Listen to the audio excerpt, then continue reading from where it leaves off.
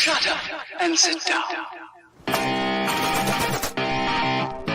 I am a radical libertarian. And we don't want the government to do a damn thing. The current state of politics is unsustainable, politically, economically. You deserve better. It is about supporting, platforming, and assisting the people who are out here actually doing the fight. You just take an issue that's important to you and do something. There you go. You are part of that declaration against tyranny. Because no one brings tear gas to a gunfight. This conversation gives me a little more hope for the future. The one, the only. Fight for liberty. This is the cherry on top.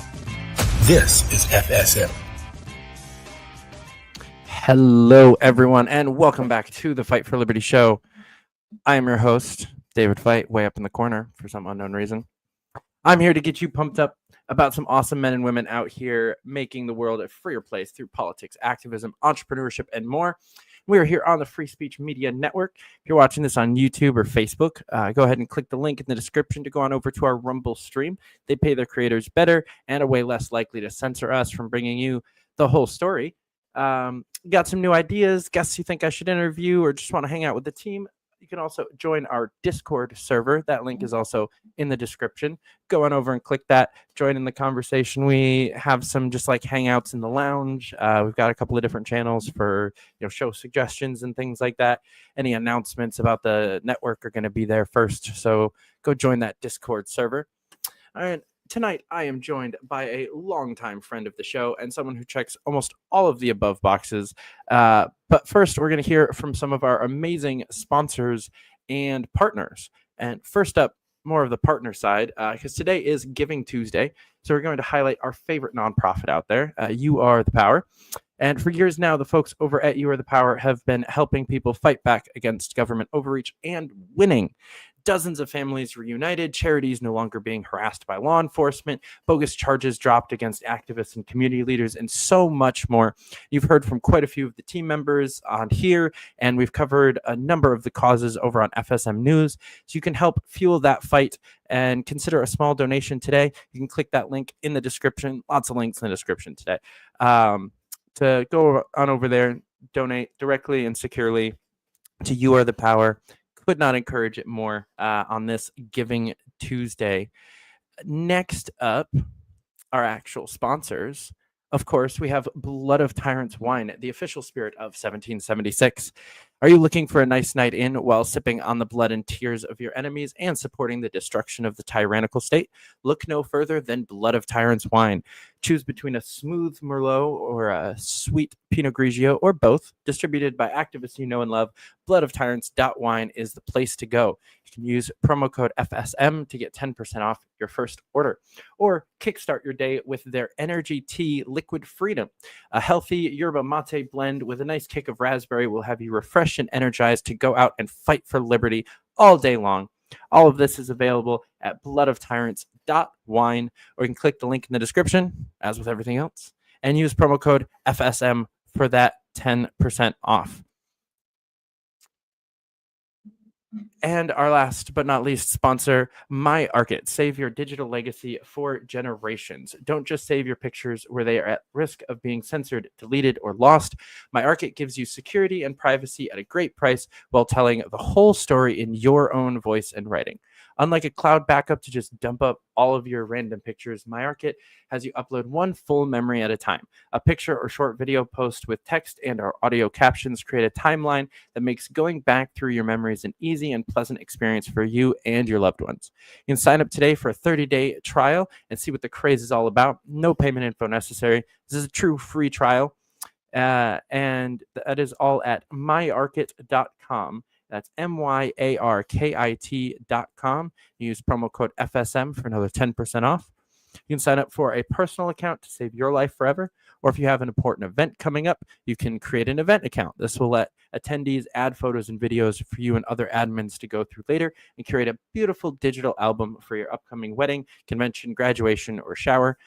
Go on over to myarkit.com to learn more. And again, use promo code FSM. But without further ado, we have joining tonight former presidential candidate, drug smuggling activist, and owner of more businesses than I can count, and now a published author, Mr. Dan Taxation Is Theft Behrman. Welcome back to the show. Hey, thanks for having me on, man. It's been a while. Yeah, it's been a while since you've been on this show. It's mostly just been like the presidential debates and stuff.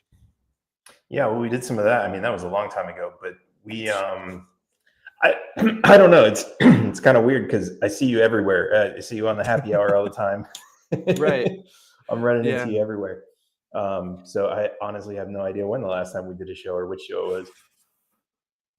You know, that's honestly, I know the last thing we did was the multi-party debate with like you and Aaron Day and then the LP candidates. But before that, I have no idea. But it's always great to have you on. And yeah, it is kind of crazy to have these friends that live like so far away that you actually don't see that often. But when you see it at like every social function you go to, it's like, oh yeah, I just saw you Friday. It's like, yeah. It's really weird too. There were a couple people that like I've only seen on the Liberty Happy Hour a couple times, and I saw, I see them in person every once in a while. I saw a couple at the election night party in Dallas, and I was like, I know you, but I feel like I've never met you in person before. And it's like it takes a second to click. Oh, I know who you are. Right. Well, so let's just jump right into it. You have added author to your resume now with your new book, Taxation Is Theft, How Politicians Rob You Blind, now available on Amazon. So tell people a bit about the book and what they can expect to learn while reading it. Oh, man. So this book was, this book is probably like 20 years in the making. So about 20 years ago, I started, I was always fighting traffic tickets, and then I stumbled on some conspiracy theories, and this went down like a whole rabbit hole.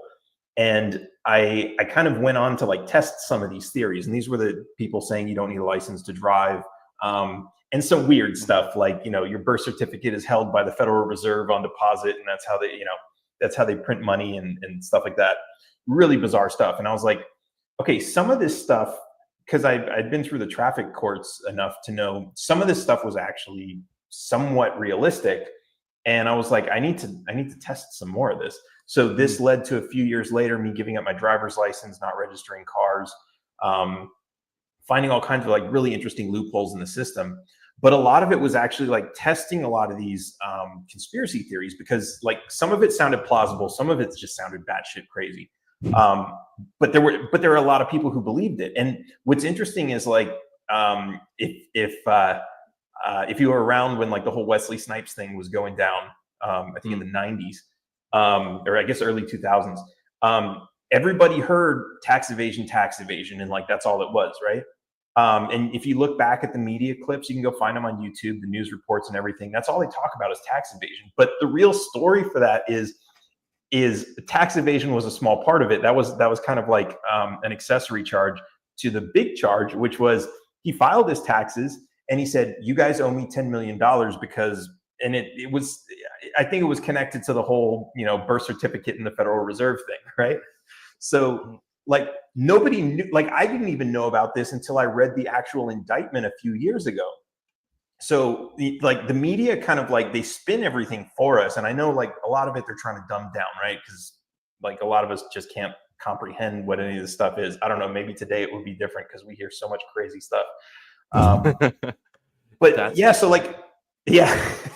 So like cocaine in the White House? No, it couldn't be. So could you imagine if that happened in like the Bush White House? Yeah, right. So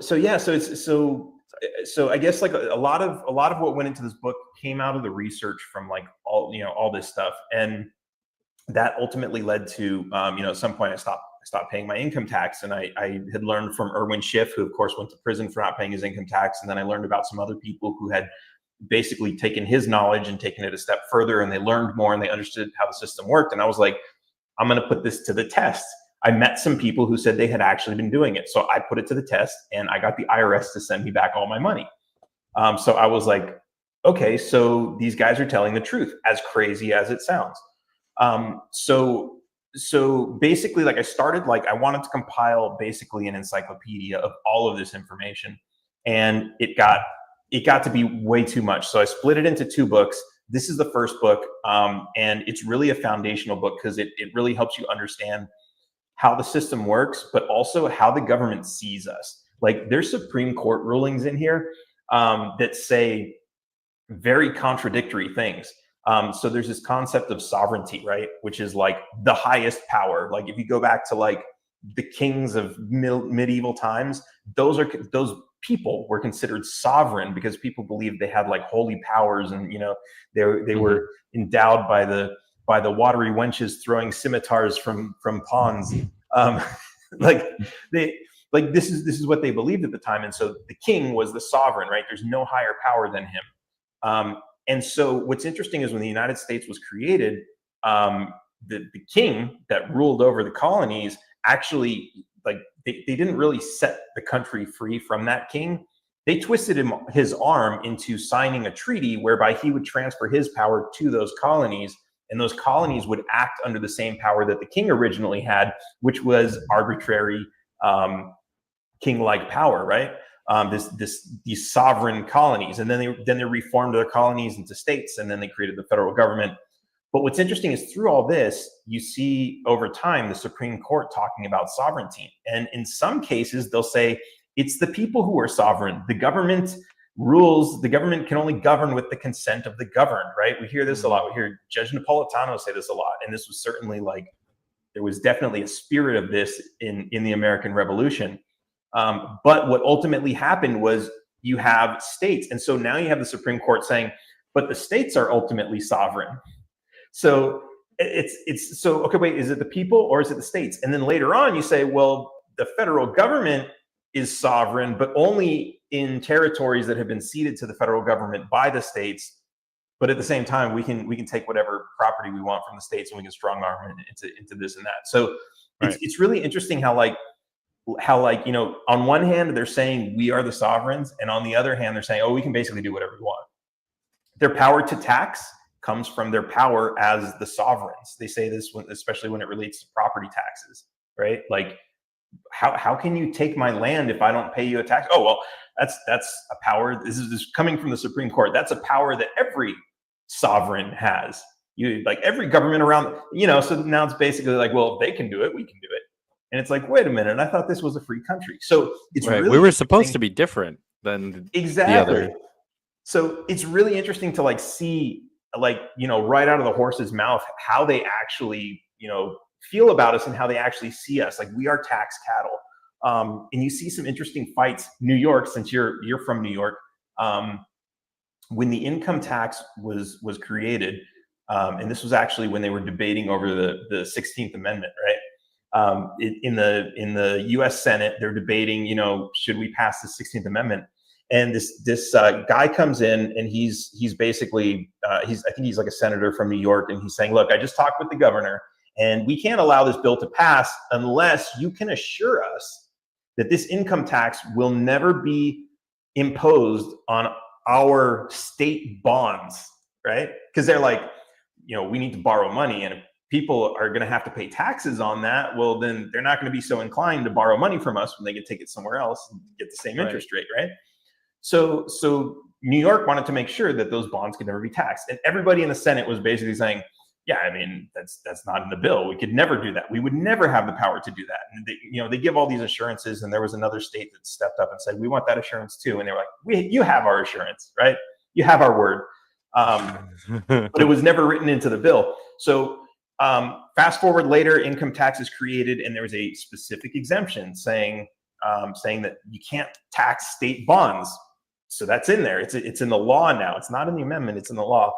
And then fast forward to about like the 70s or 80s, and they repealed that part of the law. So now is this tax on state bonds that they swore could never be is there.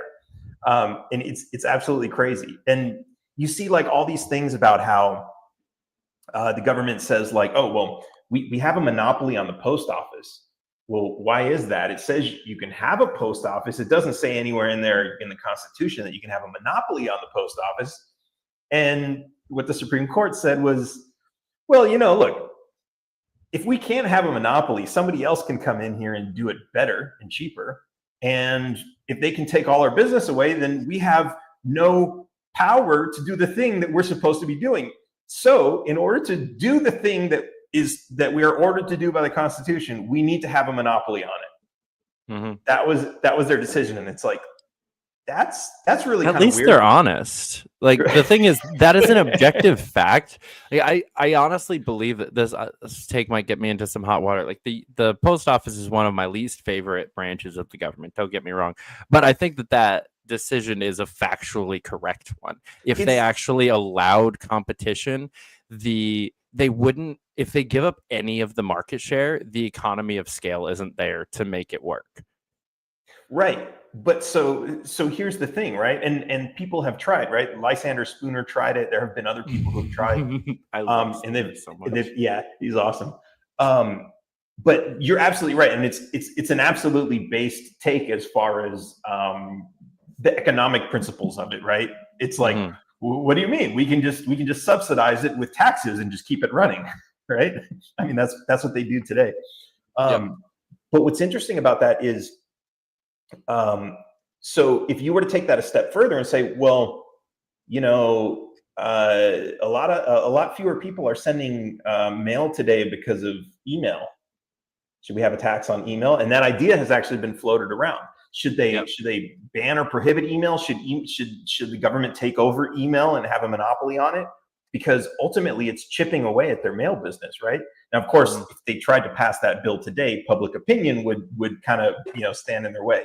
But it's interesting to see, like, you know, this is how they see their authority, and this is how they see us as, you know, just their tax cattle. There's really a lot of fascinating information in here.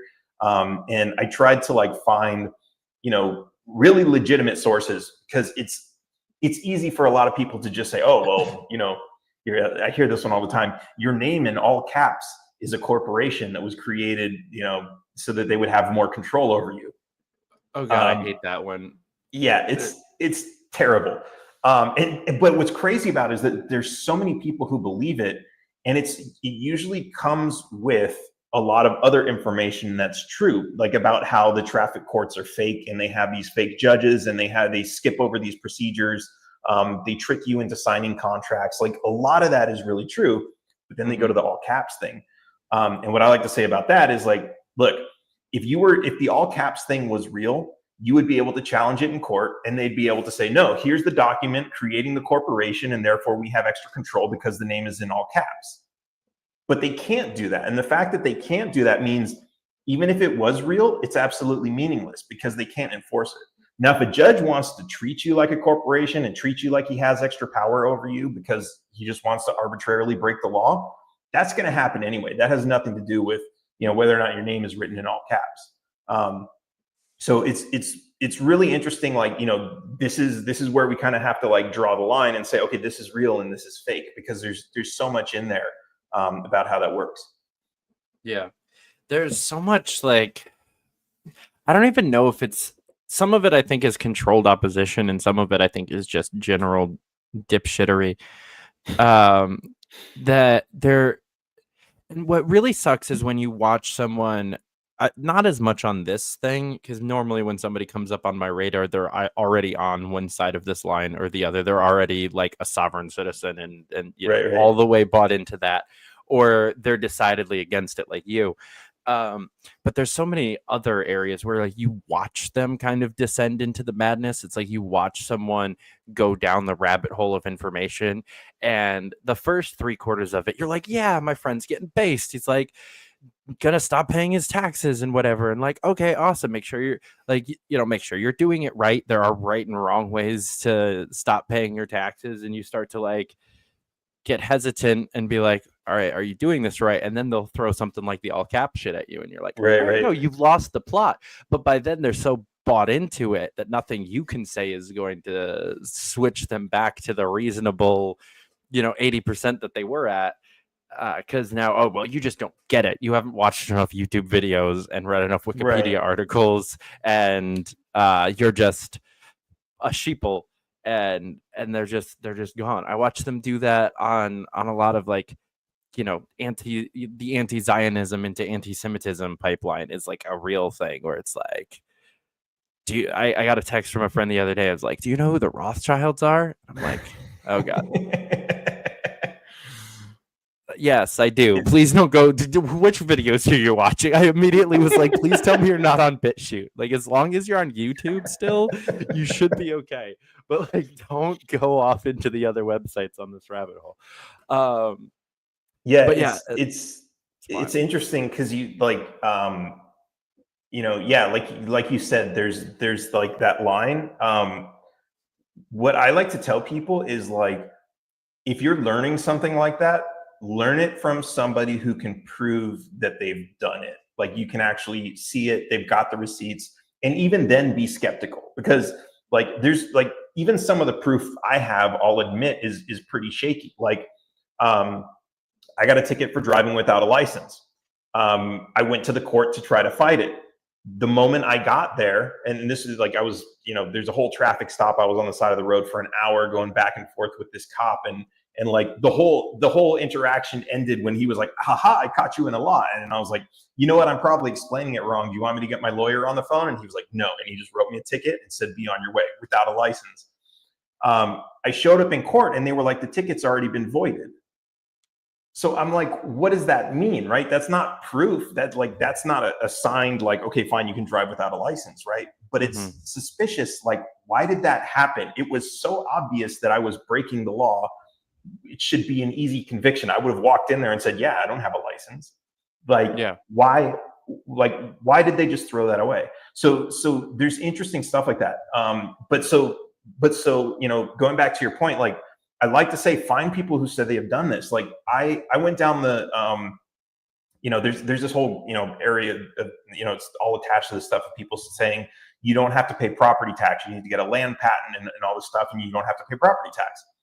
And so I was like, look, I heard about this stuff before. I've seen people make the accusations and the claims. I've never tried it myself. Let me find those people, right? Let me find those people who've done it. Because I've seen people who haven't had driver's license. I haven't had a driver's license in like 16 something years now. I haven't paid taxes in like 7 something years now. And I've met before I did that, I met other people who were successfully not paying income tax. But I hadn't met someone who got away with not paying property tax. I heard a lot of people on the radio who sounded like experts, and they're like, yeah, so you do this and this. And I called some of these people, like I tracked them down years after, and I asked them, so how did it turn out? And they're like, well, I never got there. They're like, I got the land patent. That's a real thing. And I've talked to people who are like, oh, land patents aren't real. That's not a real thing. Those are absolutely real. Allodial title, you hear that one a lot. That's a real thing. It's written into some of the state constitutions. But the whole not paying property tax thing, like I've met, the closest I got is people who say, oh, I know some guy, he lives way out in the desert and he doesn't pay property tax. And I'm like, you probably don't know he's there. Like, right. Like, so basically I have not found an actual record. Don't pay property tax. Right. They can. Did you know that because I was looking into squatters' rights last year, just for shits and giggles. There was something going on that made this a legitimate rabbit hole to go down, but I went way farther than I needed to. And I was reading into, specifically in New York, how squatters' rights work. And basically, if you go through, you have to jump through a bunch of hoops to like basically take the property from the original owner. If you pay their tax. But yeah, it becomes almost like a full transfer of ownership, and then you also become liable for everything about it, both like taxes, keeping it up to code, if anybody gets injured on the property, like all of the liabilities that the other owner would have, you now have. Like if you jump through all the hoops and actually get the property and the squatters' rights and the everything, you're more likely to be more fucked financially than you were previously. So if you want to get your house back from a squatter, just walk onto the property and trip and break your leg. Right. And sue them and get it back. That's pretty funny. Sorry, that was like a whole ass tangent there. No, I mean it's crazy because these aren't things that we like normally think about. And I've seen a lot of these videos pop up too, where it's like, people have this rental property, and they leave it empty for a couple weeks because they're trying to find a renter, and then all of a sudden they show up to make sure it's just to let the fresh air in, and they find out they have squatters who've changed the locks, and they're just like, what do I do? They call the police, and then the police are like, well, we can't do anything, they're in there now. And it's like, it's so bizarre, and people don't really think about this, but yeah, it's like that can get pretty crazy. Yeah, it is a lot harder to do than there's some states make it easier than others, and like jurisdictions and whatnot, and a lot of the stuff that you'll read are all from the states where it actually is really crappily written into law. Like, I think California is one of them where squatters' rights really is actually how they portray it in the movies. In New York, I would have had to have been here for like almost half a year without having signed a lease or anything, and like there's so many like levels of BS that you have to. Yeah. But the cops aren't going to be the ones to be like, well, how long have you been here? They're just going to know, well, they're already inside. I don't know how long they've been there. You need to take it to a court. So you might have the court on your side, and they could lie and say, I've been there for 6 months. And unless you're good friends with your neighbors, like, to testify, like, yeah. But so yeah, like, but you're right. Like, the laws are different from state to state. And but it is really pretty crazy. Yeah. It just kind of goes to show that property really is only what you can carry on your person. Yeah, I'm gonna get a bunch of the property rights people pissed at me for that one, but yeah, I don't know. Yeah. If you can't carry it or protect it, is it really yours? All right. Well, if you want to pay taxes to the police, they'll protect it for you. Right. Sometimes, maybe. Sometimes, if you're, maybe. Yeah, depending on the neighborhood you're in. It's yeah, but it is pretty crazy. And it's interesting too, like other I mean, I make this analogy all the time, like, when I talk to the left and they're talking about, housing is unaffordable and all this other stuff. Like, there's actually like a lot of this, like they're right. It is unaffordable, and it's unaffordable because of the systems that the government puts in place. Like, if you compare this to, I always say, like, the bare minimum you should have is you should be able to like retreat to the woods and be able to provide everything for yourself and not have to pay property tax. Because if you can do that, you can survive. You don't need a job. If there's a pandemic, or you're safe, right? Mm-hmm. And if you can build a little house and shelter, like, you're great. And this is always something to fall back on, right? And it's like, everybody wants to live on their own. Like, they want to move out of their parents' house when they're like 17 or 18.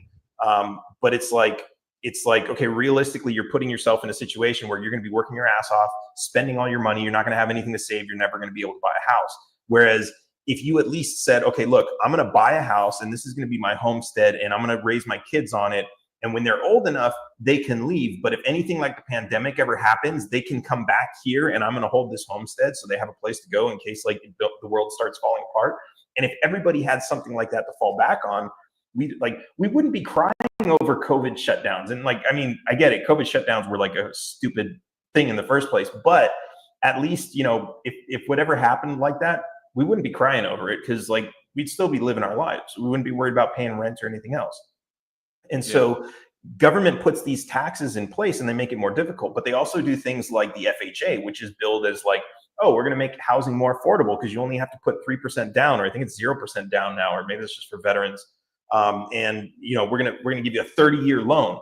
Well, the average American buys their first house when they're like 35, so you're done paying it off right when you go into retirement, if you're lucky.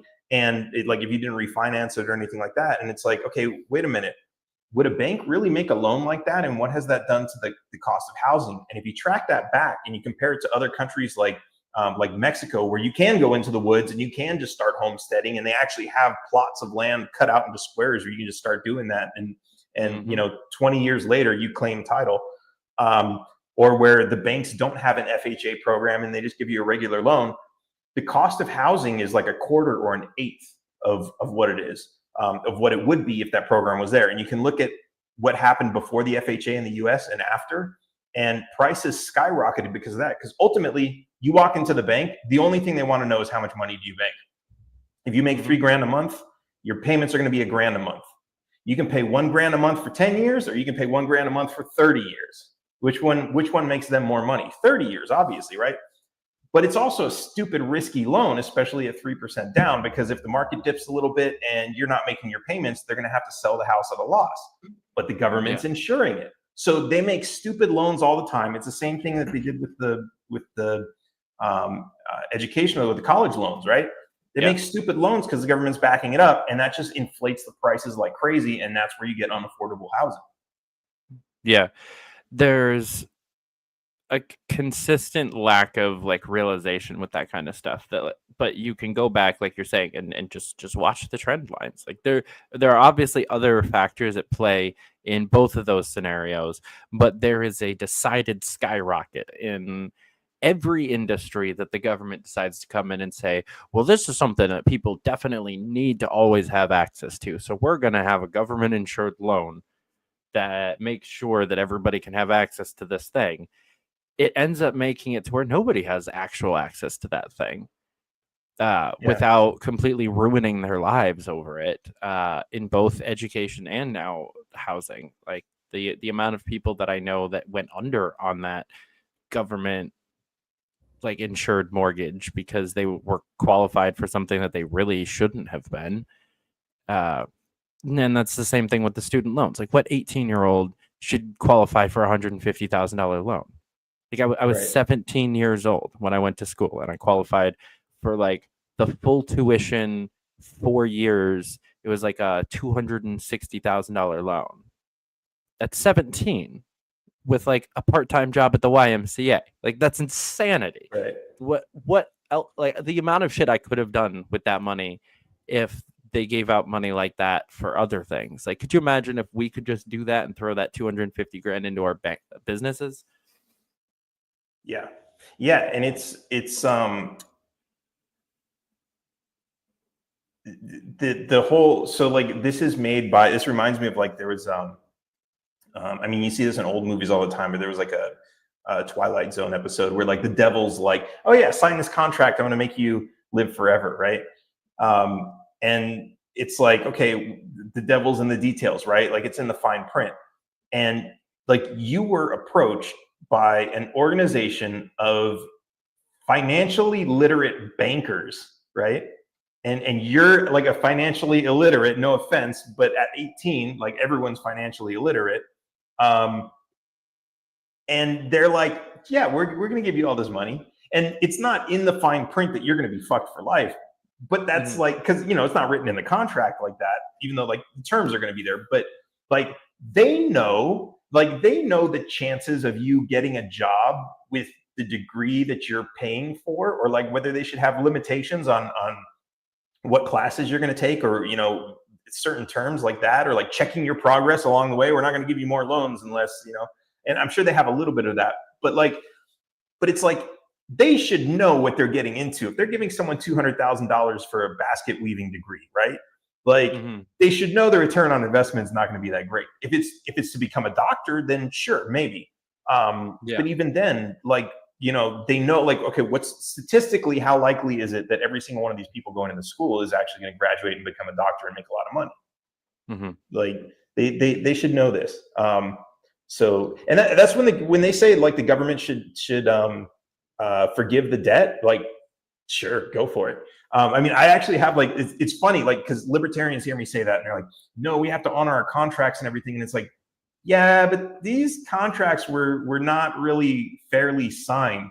But there's a whole other thing at play here, and it has to do with the government and their debt, and like this, like all this money and debt and everything that we have, it's all an illusion in the first place, right? Like it's all fake money that like libertarians like to say, you know, it was printed from thin air, but no, it wasn't. It was actually borrowed from thin air, which is 100 times worse because libertarians are like this. Yeah. We need to pay off the debt. And it's like, you can't pay off the debt. Like, first of all, if you look at the numbers, right, the debt's like, I think 34 trillion right now. If you took all the world's gold, that's about 17 trillion. You're only going to pay off half of it. If you took all of the United States printed money in circulation, it's only like $2 or $3 trillion. That's not going to help much either, right? So how are you going to pay off this debt? And the answer is you can't. And the answer is also you shouldn't, because that debt was created by borrowing money, right? So like I said, they don't just go to the printing press and say print more, right? They go to the Federal Reserve and say, we're going to print a bunch of bonds. We're going to give those to the Federal Reserve. The Federal Reserve now has a deposit, and the Federal Reserve is now going to order the printing of the money, which happens back in the government's printing press, right? Mm-hmm. So now imagine that in reverse. You pay off the debt. Those bonds are the debt, right? The bonds are the promise to repay. So if you do the reverse and pay off the debt, well, that takes the money out of the Federal Reserve that's backing the notes that the Federal Reserve lends. And so that means they have to destroy the money. You have to swap, you have to give the money back to the government, you have to give the bonds back to the government gives the money back to the Federal Reserve, and they cancel each other out. Kind of like when you write a check, right? If I were to write you a check, like I just created $10 on a check out of thin air, but I'm going to give it to you and your bank's going to deposit and they're going to shred the original, right? So the money is created and then it's destroyed. It's the exact same thing when the government creates its money. So if the government ever successfully paid off all of its debt, the money would disappear because that's where it came from. It came from creating that debt. So now you're worried. Now you're like, forget about inflation. Now you're worried about deflation. So my whole position on the thing is, one, stop giving the government money, right? So stop paying your taxes, whatever you can. And, I'm not saying everyone, go to prison, just give them a middle finger when they say, hey, you owe us for this parking ticket. Don't start shooting, right? You don't need to be Henry David Thoreau. But stop giving them money as much as you possibly can. And then the other thing is take as much money from them as you possibly can, because that's the opposite of taxes. They've been taking from us this whole time. And what is it when they take from us? It's redistribution. It's redistributing the money, the wealth that we have into the hands of the government elite, which goes, they spend it to their little corporations and their little circle of friends, and it takes forever to trickle down. But if we take that money from them as much as we can, so first of all, they already paid off the banks for a lot of these student loans, right? So the money is owed to the government. Stop paying the government. Don't pay off the loans, right? Don't give them the opportunity to use that money to buy more bombs. And then take as much as you can. If your neighbor's on welfare, let them be on welfare, because ultimately, but teach them, tell them, look, I'm okay with you being on welfare, but can I teach you a little bit of financial education? So when you take that money from the government, I'm going to show you how to save it and invest it so that you can actually have a better life, because eventually that system is going to collapse. Teach them something, because now the left and the right can actually be friends, right? Okay, fine. I'm going to let you dodge taxes and I'm not going to be mad at you. And I'm going to let you take as much on welfare programs as you possibly can. And when you do that, one of the financial things that everyone should learn is convert all of your dollars into gold and silver or hard assets, or things that are actually valuable, not cars and shoes and TVs and all this other nonsense. Because ultimately the government, in order to survive, is going to print more and more and more money. And when they start doing that, the dollar is going to get devalued, and you don't want to get stuck with all this worthless paper, right? So as you take all this money from the government, convert it over to something valuable. Yeah. Solid advice. I watch a lot of people, because I used to work in like financial management. I worked for like Mutual of Omaha and a few other things. I never got my Series 7 where I was actually selling that stuff per se. But I used to work for the companies that were telling people, annuities and IRAs and all of these other things, and all of the stuff that just, when your interest rates are less than in the inflation rates, it's no longer a sound investment. And that's, I almost went back into that industry about 6 months ago. I took an interview with one of the largest financial firms in the country, and just sitting in the interview, listening to him basically like run through what a sample pitch would be, I'm just sitting there like, I can't in good conscience tell people to do this anymore.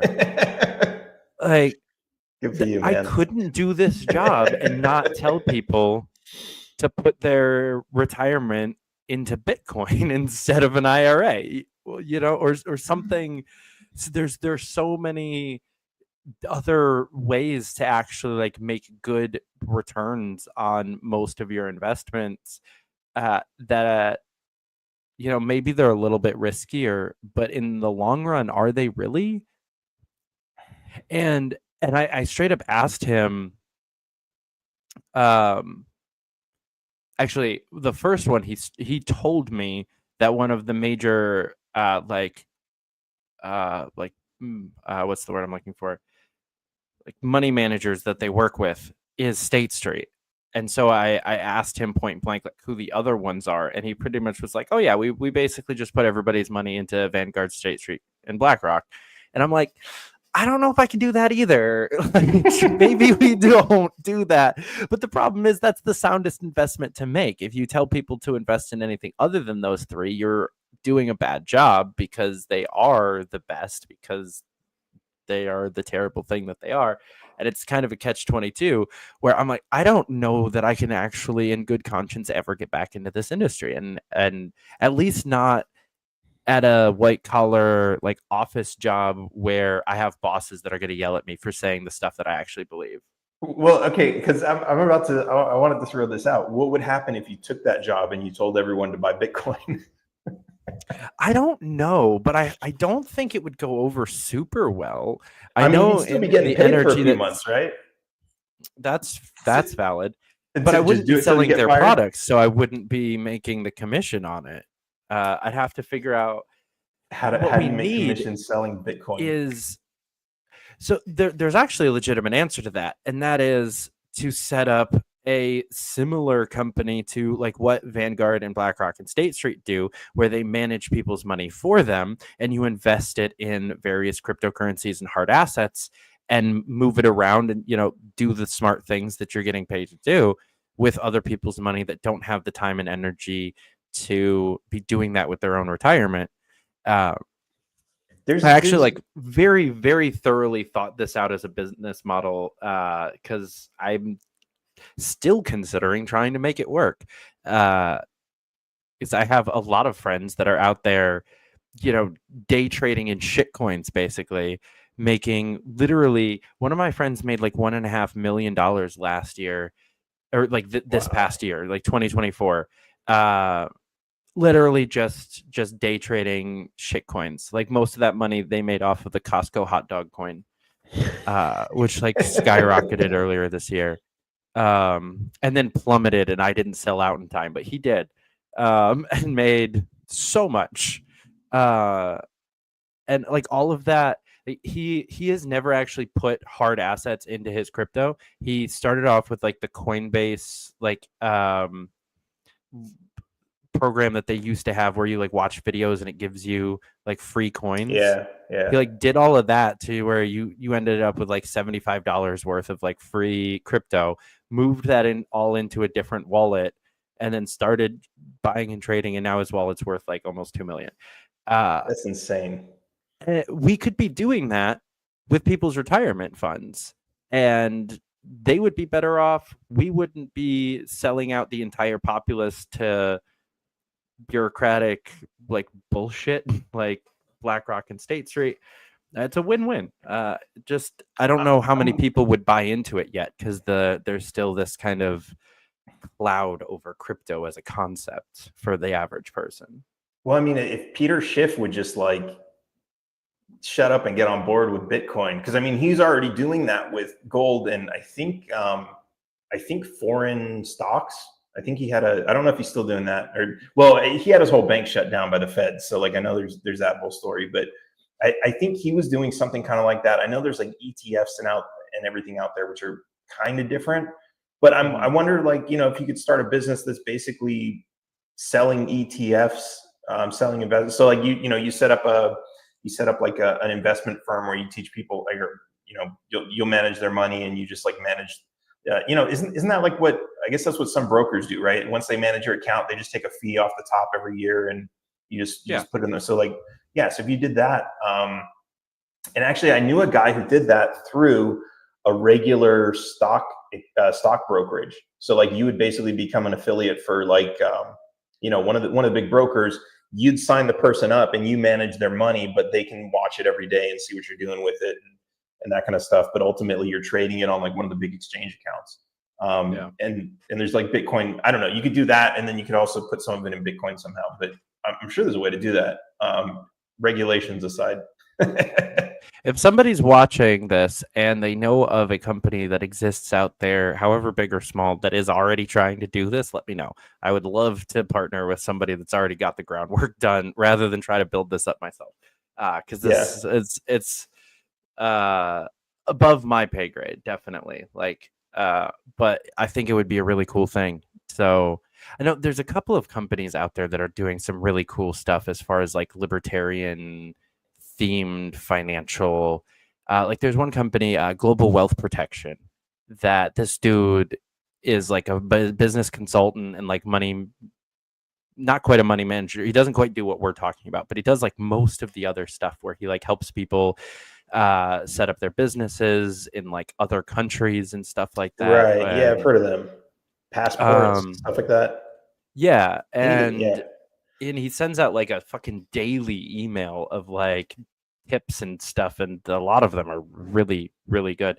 But there's got to be more people trying to do this kind of stuff. And I love to see when people are taking the entrepreneurial side of activism and like just like, no, I'm gonna have a business and help other businesses and help other people and make money doing the right thing instead of making money doing the wrong thing and trying to like do the right thing with your free time. Right. Yeah, no, that's interesting. I mean, it's making me think about the housing project that I'm sure I've told you about before, where we buy apartments and convert them into condos and just basically leave the tenants in there.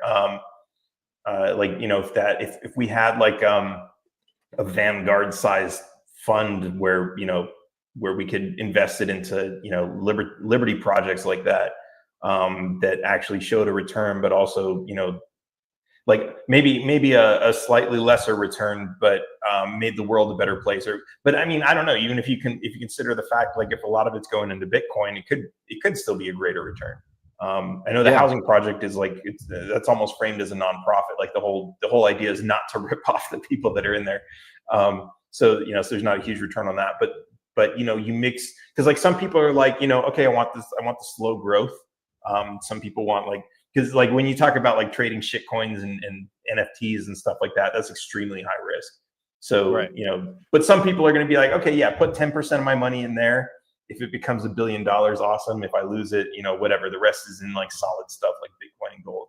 So yeah, it's, you have like, I know like they do that on all those mixed funds. They're like, are you risk adverse? Where do you fit on the chart? And then we'll design your investments. Yeah. Like that. And what you're talking about is exactly what the big companies like the Vanguard and BlackRock and State Street do, where they put most of the money into things that are guaranteed return on investment, like the gold or the Bitcoin, or even like some level of like stable-ish shit coins. Like at this point, Doge is still like a half decent investment at the moment, because it looks like it's probably going to go back up with like Doge becoming a branch of the fucking federal government. Like that coin is inevitably going to. It's pretty high compared to what it was 6 months ago. Right. Yeah. It's already going up, and it looks like that trend line is going to continue. So there's like that middle ground of like kind of dorky but still profitable. But like they put their money into those, and then they also like save companies that should go under because they like what they're doing on a political basis. A lot of companies that have gotten like huge backlashes, like even Bud Light.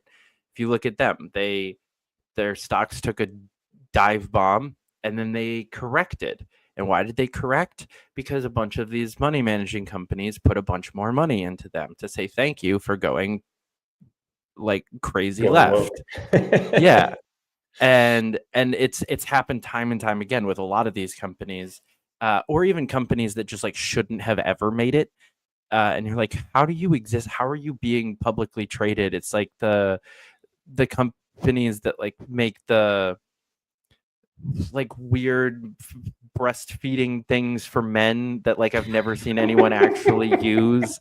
And it's like, oh, they're still a multi-billion-dollar company because they went public and they're 98% owned by these three companies, and those companies keep pumping money into them year after year after year at a loss, and they're literally wasting people's retirement money on these companies, but nobody cares or notices because they're also making them a bunch of money by investing in Nike and, you know, other fucking shit like that.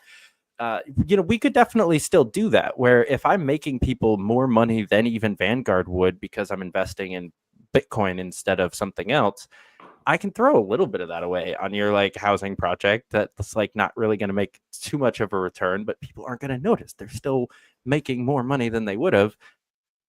You kind of get that win-win.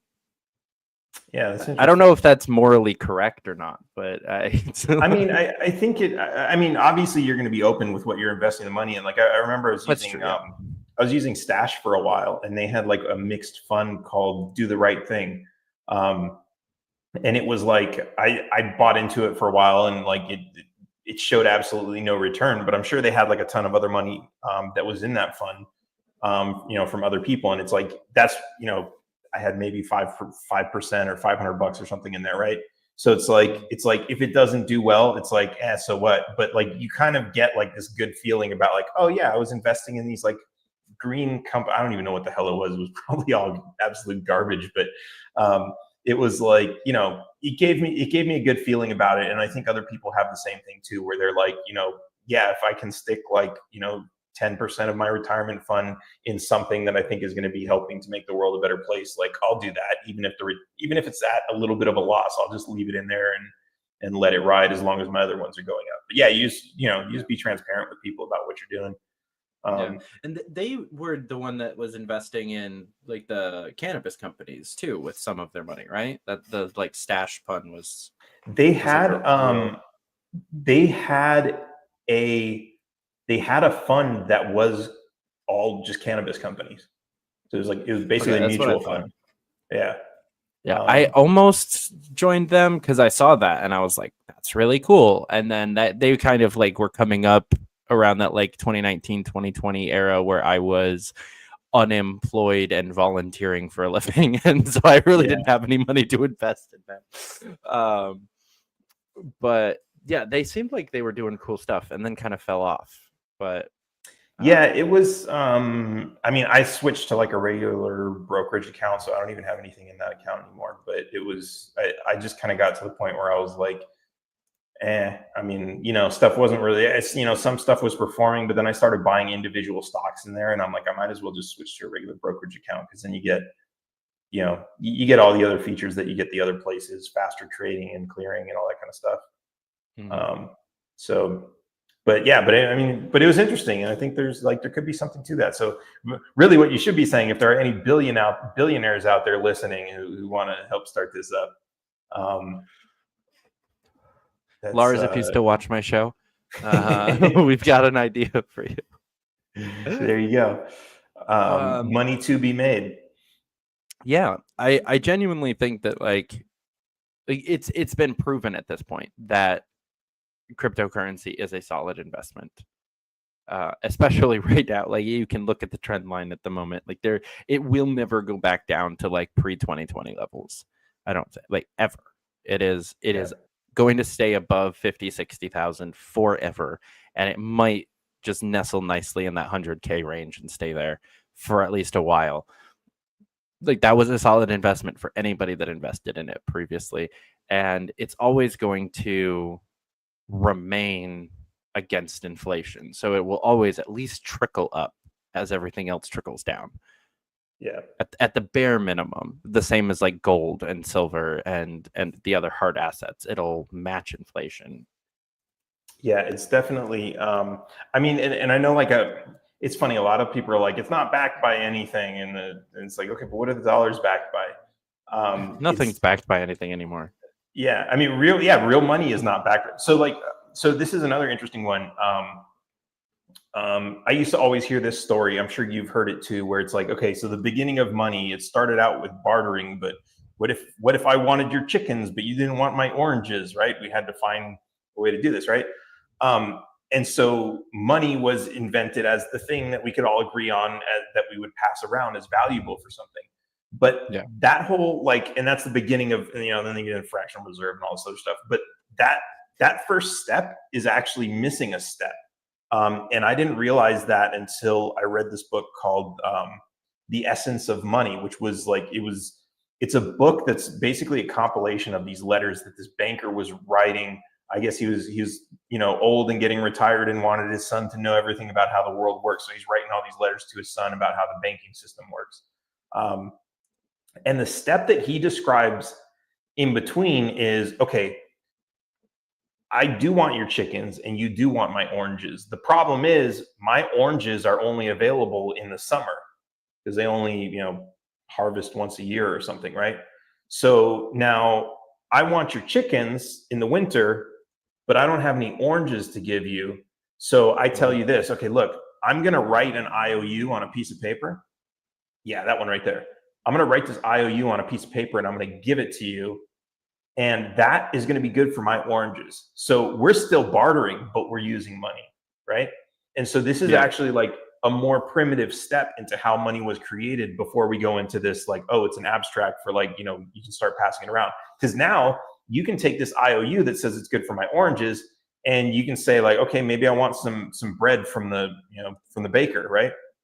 So you take my IOU to the baker and say, hey, this is good for a bunch of oranges, give me some bread. And maybe he says yes. So now you're already bartering with money, but it's not that abstract, unique money yet that's, seashells or tulips or gold or anything, right? So what's interesting about that is that goes back to the idea I was talking about before about writing a check, right? The concept of that money would be that you're creating money from thin air. When I go to you and say, hey, give me the chickens, I'm creating money from thin air by writing an IOU and you're holding on to that. And when you bring that IOU back to me, I'm just going to rip it to shreds because now I'm giving you what it was backed by, the promise of oranges. And so ultimately the money is the promise to get something later. And it used to be something very specific, but then it just became, then from that point it went to, let's pick something that's generic that we can all just use and circulate. And so I think that's a really, really important step because we have this concept in our head that money has to be backed by something. Well, I hear a lot of libertarians say we should be on the gold standard. And it's why? Gold is still the abstract money. And the reality is a lot of people say, yeah, but you can't eat it. Real money is your house, your car, your food supply, your farm. That's real money. The actual valuable things, that's the money. And if you think about what gold is backed by that stuff. Because if you want any of that stuff, you go give somebody some gold and you'll get it. But it's only backed by that stuff in a society that believes that gold is money. Or in a society that believes gold is paper, the paper is going to be backed by the goods that you can actually buy with it. So I think that when I kind of understood that kind of changed my whole perspective on what money is. We can hoard money and build a bank account to $1 billion, but at the end of the day, it's just some arbitrary number in some asset that might be worth nothing if everyone decides we don't like that thing anymore. And you can't eat it. What I've been putting a lot of thought into what, obviously this is not a new thing. I've been doing this since I was a kid and it's why I'm fucked up. But if shit hits the fan, right? There's all of the different possibilities of how, which specific shit hits which specific fan of are we talking nuclear war, just ground World War III, we're invaded? Are we talking Red Dawn? Are we talking Day After Tomorrow? There's all of these post-apocalyptic movies. Which one are we living through, or a combination of a few? And what do you do if the shit that hits the fan is the currency collapses? Is there anything around that? And how many other shits hitting the fan will cause the currency to collapse, even if that's not the thing. If DC gets nuked, is the dollar still worth anything? Right. But at the same Yes. time, is gold worth anything?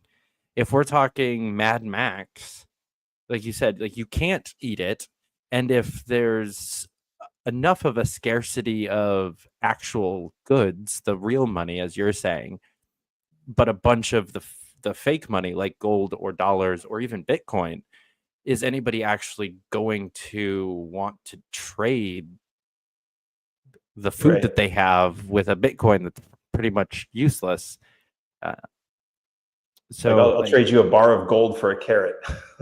Yeah, that could be what it turns into. Because we look back at like the guy with the wheelbarrow full of money, off to buy a loaf of bread, and it's like okay, why doesn't he just put all that money in a bank and use write a check or pay with a card or something, right? And the reality is, if you're looking at Mad Max and you have a bar of gold, and it's like, why don't you put the bar of gold in a bank and just spend an ounce of gold with some system? Like, well, what bank are you going to put your gold in a Mad Max world that's not going to be constantly getting robbed?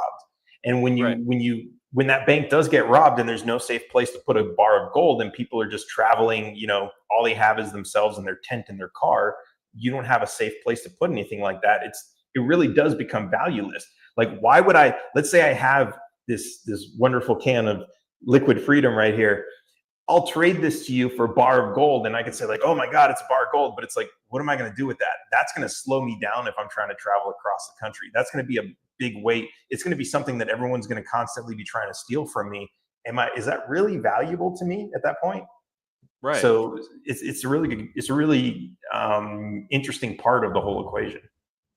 Yeah. So it begs the question, what do you actually invest in if you think that that's a possibility? Is it just those hard assets that you're like property? Theoretically, you could build yourself a fortress right, on enough land that if you homestead, become self-sustainable and build up a decent amount of defenses, you're for the most part apocalypse proof, as long as you're far away enough from those nukes. This is what's interesting about that. Okay, well, you mentioned nukes. Okay, so first of all, when you go into half of the country, half the United States lives in big cities, or incorporated cities at least. The other half is in rural areas, right? So if you were to drop a nuke in the middle of a big city, like let's say Dallas, sure, that's going to get a lot of people, and if you're in that city, you're out. But the fact that you live in Texas in the middle of nowhere, that's not a great place to drop a nuke, and you're pretty far from all the big cities, then you're going to be relatively safe. Now, at the same time, there's the whole people are going to be going door to door looting for goods and stuff like that. Sure, if you live in a big city. But again, if you're rural, all the dense populations of people are very far away from you, and all the people that you live with, they've probably all been prepping, and they all have a little bit of land, so they've been growing their own food, and those people aren't going to be panicking and robbing each other's houses in the first place. So it is a completely separate environment, and the circumstances are totally different. And how long is it going to take somebody from the city without a bunch of gas stations to stop and keep refueling to drive all the way out to where you are to loot your house? That's that reduces your risk also. Excuse me. Yeah, I will say there is one caveat I will say to the if you live in a rural area, you're probably safe, because I'm looking for somebody leaked the Russian likely strikes back when a couple of days ago when they were threatening to send nukes after we launched something from Ukraine. And here, I'll throw this up. Super fun and informative thing, because it seems fairly legitimate. But you still have a lot of these rural areas that are our nuke silos or military bases that are also hit points. So you've got very little actual room. You've got like Kansas, some of Nebraska, maybe northern Nevada. A lot of those places are barely livable, but you still have like all of Colorado is fucked. Like all of Texas is fucked, no matter where you live, for the most part. Almost everything east of the Mississippi is fucked. Well, I wonder how big those areas are going to be affected from those dots. I mean, I know it might not just be that dot, especially if you got pollution running into rivers and stuff like that. But yeah, it's I think there's a limited range. But yeah, I mean, that's certainly a lot of points, and if they have enough of them, sure, they could cover the whole country. But yeah, hopefully it doesn't get to that. Yeah, apparently no one has seen War Games. They came out in like the fucking 80s. Like everyone should have seen it by now. I'm sure they've translated it into Russian and North Korean. Like just at some point in time, they need to just like sit everybody down at the UN or something and make them watch that movie. Just be like, it doesn't work. We all die. That's just a movie. Threatening it. That's just a movie. That's not real. We know better than that. We're smarter than that. I guess now they have AI too, so they can ask AI, is there any other scenario? And I guarantee it will it'll be like, people don't understand how long it takes for a nuke to get from Russia or China or North Korea to the US or vice versa. Like there's no such thing as like a quick, like stealthy nuke strike that wipes out the enemy before you. Like as soon as we launch them, their radars say, oh, they launch nukes, and then they launch nukes. And then there's a bunch of nukes in the air, and no one can do anything other than go extinct. It's I wonder how safe I'll be down in Mexico. Probably it's pretty solid. It's definitely like, yeah, it's kind of a scary thought. But it's interesting. I actually in the second book that I'm working on right now, I used a screenshot from that movie where it's, the only winning move is not to play. It's kind of in a different context when it talks about how, if you walk into a court and you play by all their rules, then you're going to lose. But if you walk in there and understand that you don't have to play the game, then it's completely everything turns completely different for you. But yeah, like I said, a little bit different context. But yeah, I love that movie, and that's a great reference. Such a good one. I watched it on an acid trip like a year and a half ago, and that was a good one. Except now, forever in my brain, that and Ferris Bueller's Day Off are like melded together into one very fucking weird movie, because I watched them like back to back, and they're the first 15 minutes of both of them is like really similar. Like even just like a few of the mannerisms of the main characters, and as someone who didn't grow up in the 80s, and there's a specific like time stamp that like all of these movies are like set in my brain in like the exact same time and world of like Breakfast Club and Ferris Bueller, and like all of those like 80s high school movies are like they all go to the same high school in my head, because like I never experienced that. I didn't even experience 90s high school because I was homeschooled. But yeah, I watched them like back to back on an acid trip, and now they're just like branched together into this weird movie where somebody goes to a parade and then stops nuclear war. So that's why I wasn't sure if you were going to get the reference of my sweater. And now you got the reference, right? Oh yeah. Okay. For anyone wondering, I was going to wear this because it's Christmas time, and that's my favorite Christmas movie. But it's too hot in here to wear a sweater. It's a good one. But getting back to the book, got a couple more questions for you. What were some of the major setbacks in the process of getting it all kind of compiled, put together, and then eventually published? Oh man. I would say it was just a lot of work. And so I had I had hundreds of pages of notes, and some of the stuff was already written and composed, and I was trying to organize it and figure out how do I fit this all in one book. And then I realized, holy shit, I have like more than 1,000 pages. So really it was trying to get organized and figure out, okay, how do I make this work? And so what I ended up doing was taking, like, I divided it into 2 sections. The first book is basically how the system works in general, how the government claims the authority to tax us, all the different ways that they tax us, and you know, the language that they use to try to convince themselves that they're doing the morally appropriate thing. And then the second book is, I like to call it a how-to guide, which is the one everybody wants. But at the same time, I like warn everybody, you have to get the first book first, because if you get the second book, you're going to be like, oh, I'm going to go out and fight the IRS right now. But if you don't understand like how things actually work, and I put like a ton of disclaimers in there. Like, if you think you're ready to fight the IRS, you're not.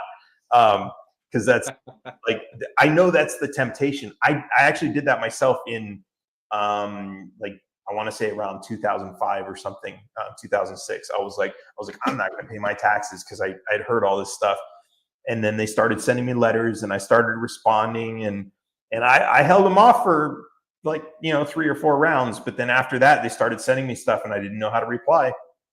And so I just kind of caved in, and they were like, yeah, we're going to take your money. But it was still a learning experience. I still learned a lot from that. And one cool thing that I found out after that was they actually have a non-collection status. It's called currently non-collectible.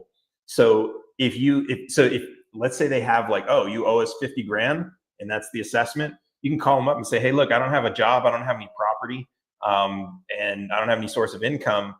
What they'll do is they'll put you on non-collectible status, which means they're not going to send letters to your bank asking to take everything out of your account. They're not going to send letters to your employer, which you just told them you don't have. They're going to stop collections. They're not going to show up at your door and try to take your house or your car or anything like that, because you're on currently not collectible.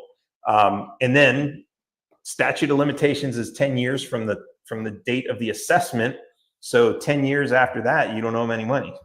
Well, not 10 years after that, but 10 years after, you know, the thing that happened even before that. So yeah, there's really interesting stuff out there. But yeah, it's all really interesting stuff. But anyways, that was kind of the hardest part, was really just like organizing everything. There was definitely a lot of like fact checking that went into it. And actually, like, so I have on the first page, there's a QR code and a URL, and that tells you where to go to see the footnotes. And so like all of these footnotes, like this one is like a Supreme Court case. A lot of them are statistics off of government websites. There's all kinds of really interesting stuff in here. This one's got a John Kennedy campaign ad. And so like that'll link to like a YouTube video where you can actually see this stuff. So like when there's quotes, like, don't just trust that I'm saying somebody said something. You can actually go and see it for yourself. And like some of this stuff is absolutely mind blowing. Like there's this one, you were talking about selling annuities and stuff.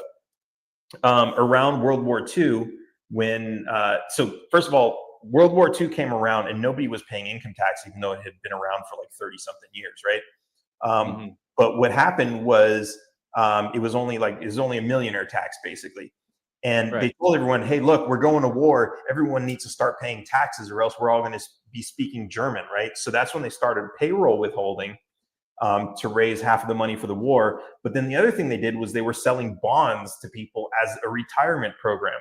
And so I was with my wife, and like I was like, have you ever heard of Mr. Ed? And she's like, no. And I'm like, it's the show with the talking horse from like the 50s or something. Yeah. She's like, no, I've never seen it. She grew up in Mexico, right? She didn't have Nick at Night. So I just pulled it up in like a first episode, and I start watching it. And like the intro screen says like, you know, presented by the U.S. Treasury Department. And I'm like, what the fuck is this? And then it shows the intro. My name is Mr. Ed. And it's like, you know, and this guy who's like, I think his normal job is an architect or something like that. Like the guy who owns Mr. Ed, that's his day job. And somehow he has to go somewhere and give a presentation to tell people to buy U.S. Treasury bonds. And like you watch this thing, and then the next thing you know, the horse is teaching him, no, you really got to sell those bonds. You got to tell him this is the safest investment you can ever have, the most safest place to ever put all your money in. And it was just a whole half-hour propaganda show for U.S. treasuries. And I'm like, this is insane. And then when I put it in the context of, oh, this was around the time when they started doing payroll withholding because they were trying to raise money for the war. Like, it's like, wow, everything is like, it's crazy. And it's like, it's the same thing they did to us with COVID. It's the same thing they did with us with 9/11. It's crazy. The manipulation and the control they have over us. Yeah. Another great Hollywood example from a more recent thing is in Captain America, the first Avenger, like the first one that they made with Chris Evans.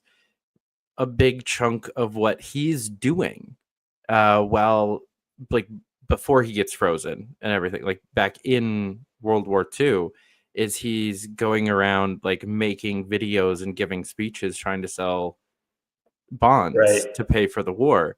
And it's framed as just like, oh, they just want me in front of the camera and blah blah blah, and I want to be out there helping people, like I'm a fucking super soldier, like I should be in the war helping people, and they kind of gloss over it. But I remember that standing out. I was probably 13 or 14 when that came out, and I was already like dialed into enough of this to be like, what did he just say? What are they making him do? But yeah, it's wild that it's just straight propaganda for a while, from so many different wings of their propaganda machine to just like invest in these bonds that did not pay off as well as they said they were going to.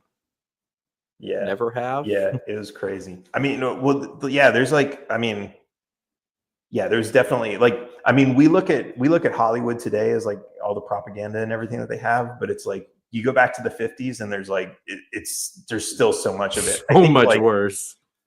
I think the thing is, like, when we watch it today, it doesn't match up with what we're seeing like on the news or on social media. So like it doesn't really connect all the time that like what we're seeing from an old movie was actually propaganda, because like it doesn't make sense in the big picture as if we watched a movie today where at least people like us, we would identify like, hey, this is why is this movie throwing in something about wearing masks that's like, you know, clearly propaganda.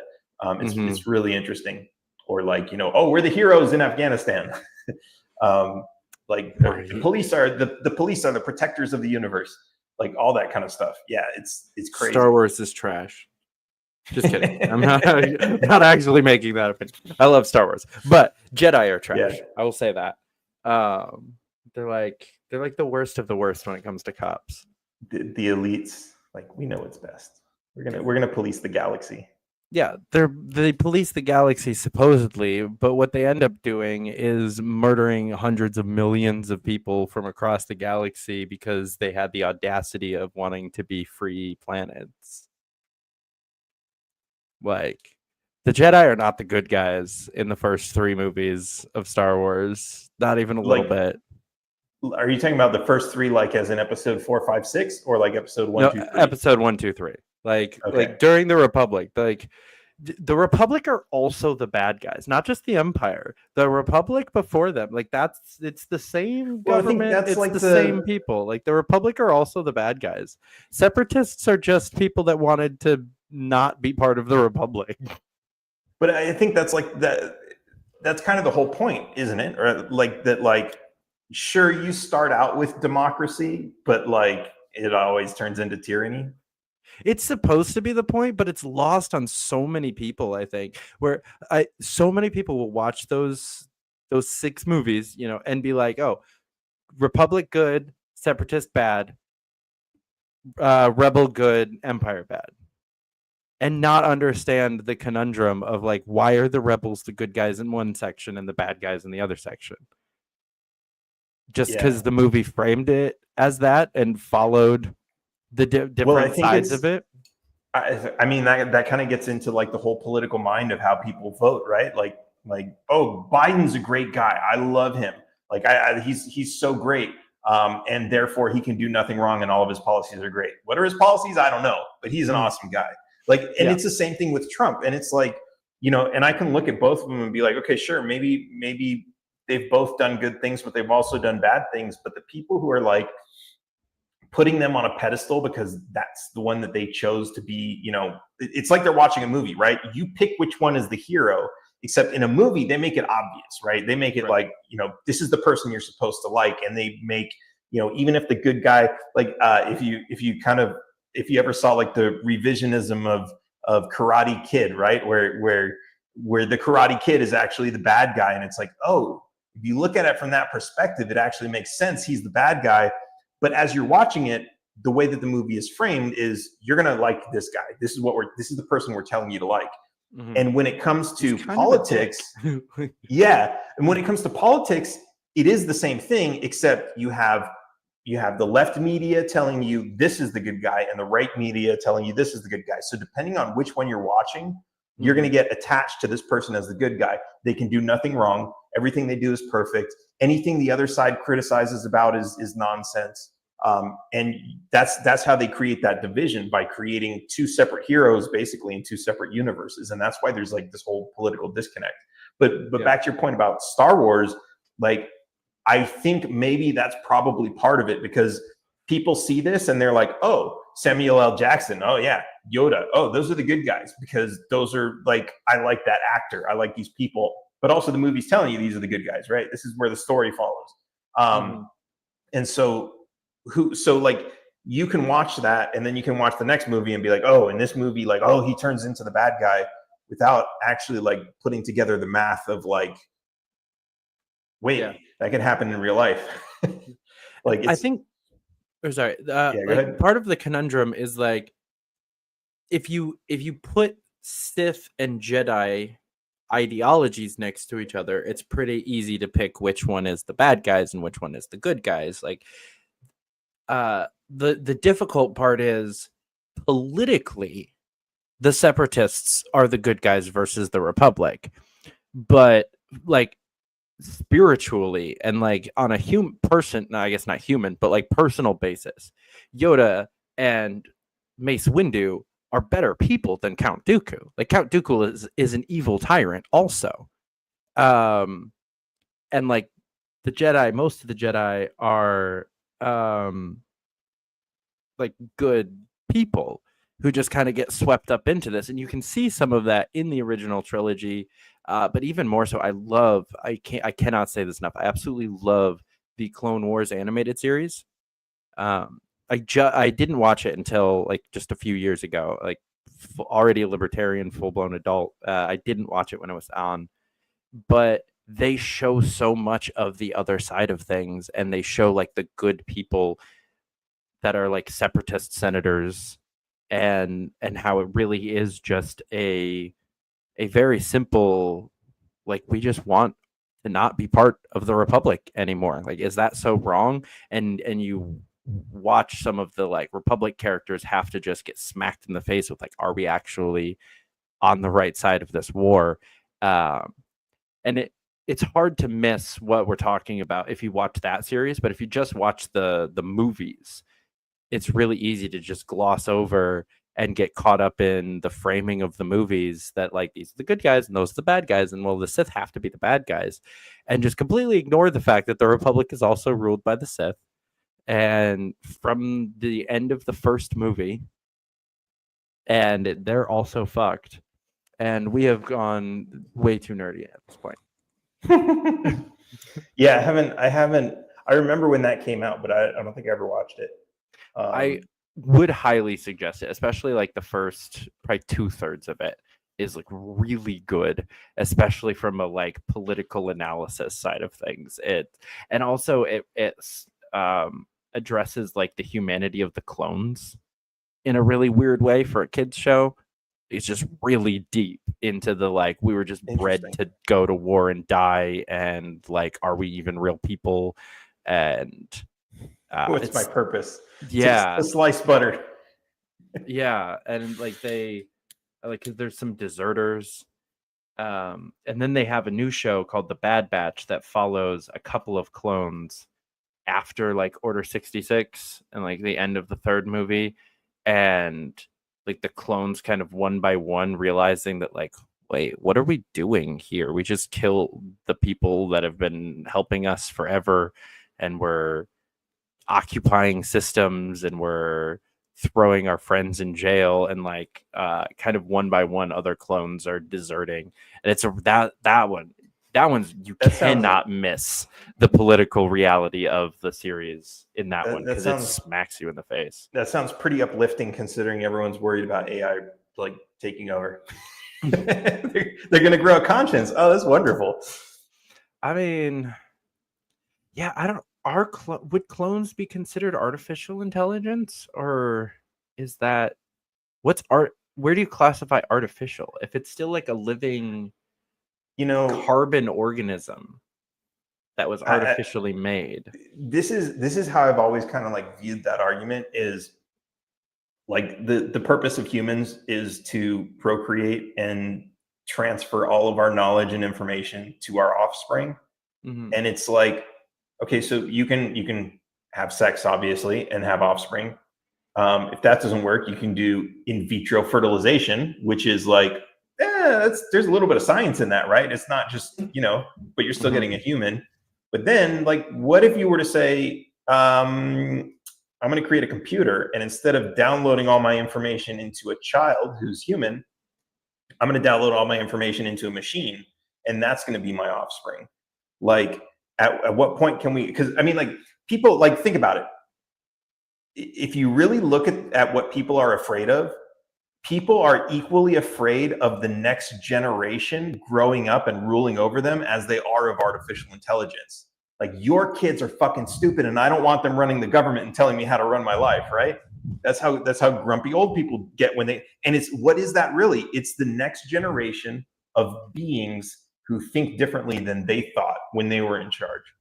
So whether it's humans or machines, as long as we can teach them values, and that comes down to the whole, it takes a village to raise a child. Like, if we're all contributing and influencing society in the right direction, that's how we advance civilization, I think, instead of just saying, I give up, take like shut down the schools. Like, I mean, I get it, to like, yeah, the government's absolutely horrible with schools, but that doesn't mean we shouldn't use our own effort and energy to go out and try to educate and influence the world, which of course is what I'm trying to do with the book and all this other stuff. And I think a lot of libertarians are trying to do with their activism. So I think there's definitely a lot of value in that. But that's how we save the world. Yeah. So I just want to rewind a little bit, because this might be breaking news for some of the audience. Are you saying libertarians can have sex? It's rare, but there's only so much you can do living in your mom's basement. Yeah, I don't know. Paul Dar is in the comments, so we know he can. He's got some great kids. But libertarians have some of the best kids. Like, I've seen some of these kids, like, they're like 14 or 15, and they're just like, they show up at events like suit and like bow tie and everything, and you talk to them and they're like fucking geniuses who came out of colleges. They're able to have like really, really great conversations about like anything, philosophy. They come to me, they ask me these like crazy questions, and like we get into like really intense conversations about stuff, and it's like, that's really amazing. So like, libertarians are like, really good at raising their kids, and they know how to shoot guns, and they don't run into schools and like shoot up the place, which is like, hey, that's cool. Well, most of them don't go to public school. Right. But I mean, you don't really need to go there to but yeah. But they don't have that. I don't know about Paul. They don't have that. I was homeschooled and grew up around a lot of people that, like, looking back, were like, if the liberty movement and the Libertarian Party were bigger and more successful and more influential, they would probably be libertarians, but are either independents or conservative Republicans, because it's the closest thing. A lot of the people I grew up with homeschooled for religious reasons. Now a lot of my friends that homeschool do it for political reasons. And it's funny, I have a lot of friends who were homeschooled for religious reasons, aren't as religious as their parents are, but still homeschool their kids now for political reasons. Nice. So you've got like second or third generation homeschooled kids. that are. That's awesome. Yeah, to your point, like I don't want to like pat myself on the back or toot my own horn too much, but compared to my friends that went to public school when I was growing up, I was a fucking genius. Like I had an argument with one of my friends. She lived quarter of a mile down the road from me, went to the public school I would have gone to. And in like 4th grade was trying to argue with me that 10 isn't a real number and that when you count, it just goes from 9 to 11. Because of the 0? I cannot remember her reasoning because it wasn't good. But we're talking like 3rd or 4th grade. And she was like, no, it goes 9, 11. 10 is just like 10 is used in other things. It's like it's just like a different. I don't remember. She also was trying to argue with me that France is a city in England. That was a few years later. That was probably like 5th or 6th grade. This one's interesting. Like, so I went to public school, and they taught us how to count on our fingers, right? And like, how high can you count on your fingers? 10. Like, hopefully, that's what most people think. But really, you can actually count to 1,024. What? In binary. 1, 2, 3, 4. Like, to think about it, what binary is, if you look at a computer, right, you can count from 0 to 256 or 0 to 255 with 8 bits, which are basically off and on. So if you consider your digits as bits, that's 10 bits. That's 1,024. So you either do 1 to 1,024 or 0 to 1,023. Or you could go from, if you wanted to add a signed number, you could go from -512 to +512. Huh. But that's not something they're going to teach you in, because I mean, if you think about, like, I didn't even think about that until like a couple months ago, and like that's not something they're going to try to teach the kids, and like the teachers don't understand that enough to teach it, and the kids, like, they're not going to want to spend that much time trying to do it. But it's like, but after I thought of this, I remembered seeing this video of these kids in India, and they were like, what's 5,342 times blah, blah? And I saw them like doing this crazy shit with their numbers, with their fingers, and I'm like, are they doing binary? I don't know what they were doing, but it was crazy because they were like these kids, like, I don't know, 7 or 8, and they're coming up with like, 2 and 3 digit numbers multiplied by other 2 or 3 digit numbers, and they were coming up with the right answers. And it was like, it was pretty fascinating. But yeah, so I'm gonna have to look into that. Yeah, it's I'm sure someone's probably written a book on it somewhere that tells you how to do that. But yeah, it's like, it's crazy stuff, and it's like there's no right or wrong way to do things. You can do things so many different ways. I've always wondered how they decided to only go to 10 before they started, or like 9 before they just started adding. Before they went to the next column. Yeah. The base. Well, it used to be base 12 was more popular before. If I'm getting the history right, base 12 was more popular because among mathematicians, because it was more divisible. So like a 10 can only be divided by a 2 and a 5, but a 12 can be divided by a 3 and a 4, a 3 and a 4 and a 6. And a 2. So it's more, yeah. So there's an extra way that you can divide those numbers. And that's why you look at 360 degrees in a circle. They didn't just pick 100. 360 is a multiple of 3 and 12. So 3 and 3 and 4. So like you have more flexibility in division for that. But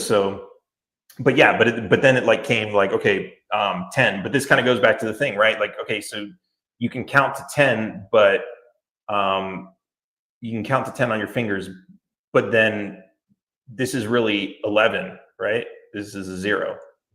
So it's the 11th number that you can count. So if you don't count that, then, and that gets into binary, right? The first number is 0, and all that kind of, so like really, even though you can get 256 numbers out of 8 bits, the highest number you can get if everything is 1 all the way across is only 255, because the first one has to be 0.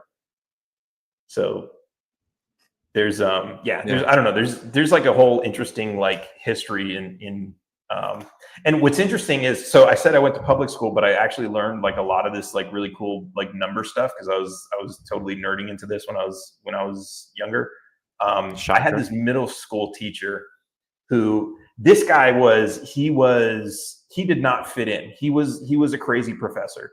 And it was interesting because it was public school, but so this is his story, right? What happened to him is, after I graduated years later, I read a newspaper article about him.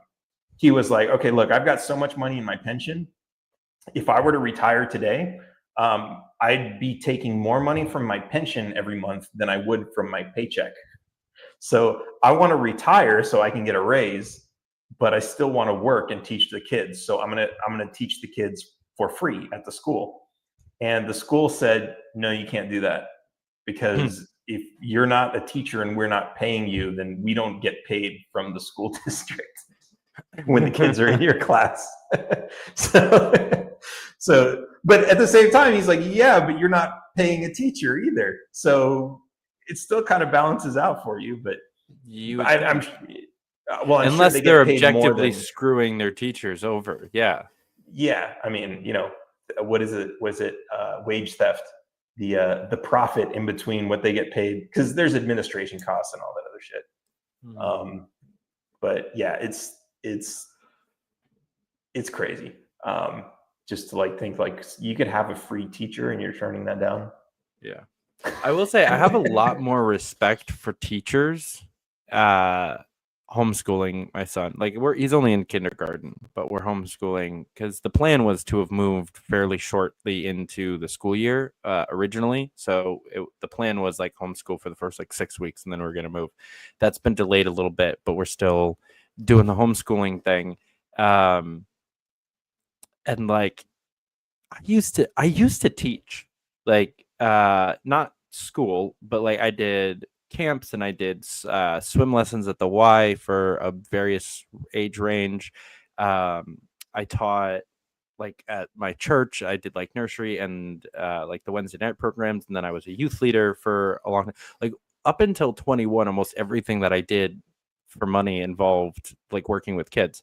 And now I'm like, I don't remember how I did it. Like, where did all that patience go? Because it's gone from having worked with adults for so long since then, that like, I don't know, man. I couldn't do it for 8 hours a day for like 20 kids every single day. Like I have to tag in and out with the wife half the time with just the one kid. Do you think it has to do with just like that you have more limited time now, that you've got other stuff?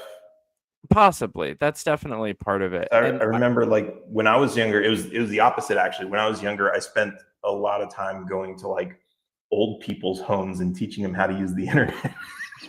Like I did that was that like too, but not much. And like I would not have the patience for that today. But like I remember it was like, look, I can teach you or do it, or I can do it for you. And like, you try to teach it 5 times and you're like, okay, I'll just do this part. I'll just do it for you. Yeah.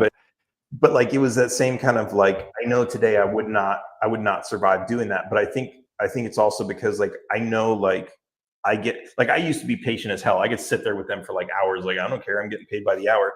But now it's like I've got to get home. I've got to work on the book. I've got to work on this. I've got so much shit to do that like, standing in line at the grocery store, I'm just like, I walked into the post office the other day and the line was too long. And I was like, fuck this. I'll come back an hour, I'll come back tomorrow or something.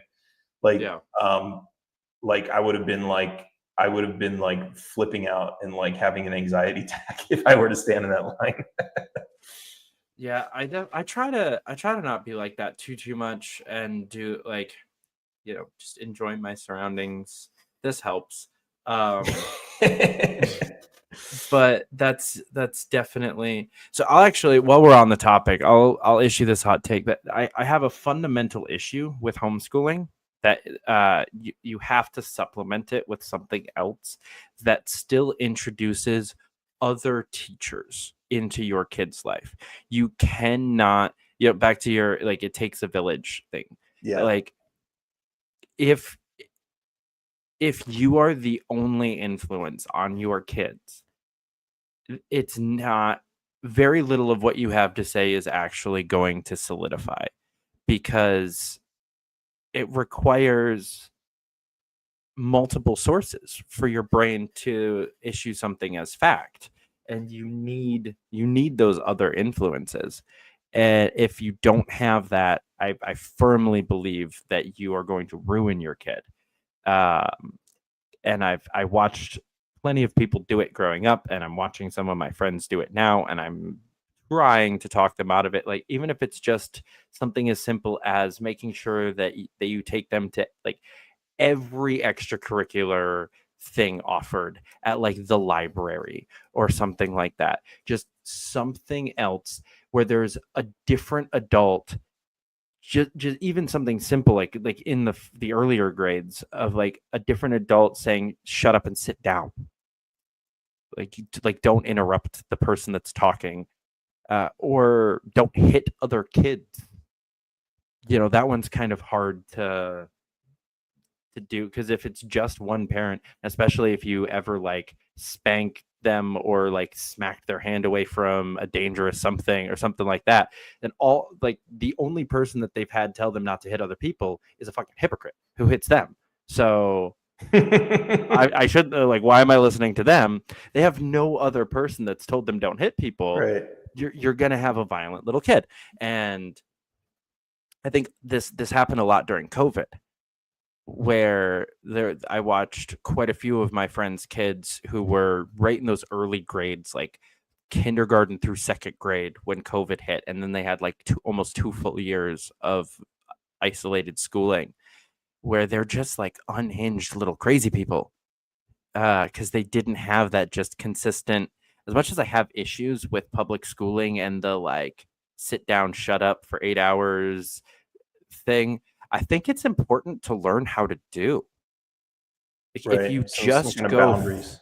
if you just go full free range homeschool parenting, you can really mess up your kid.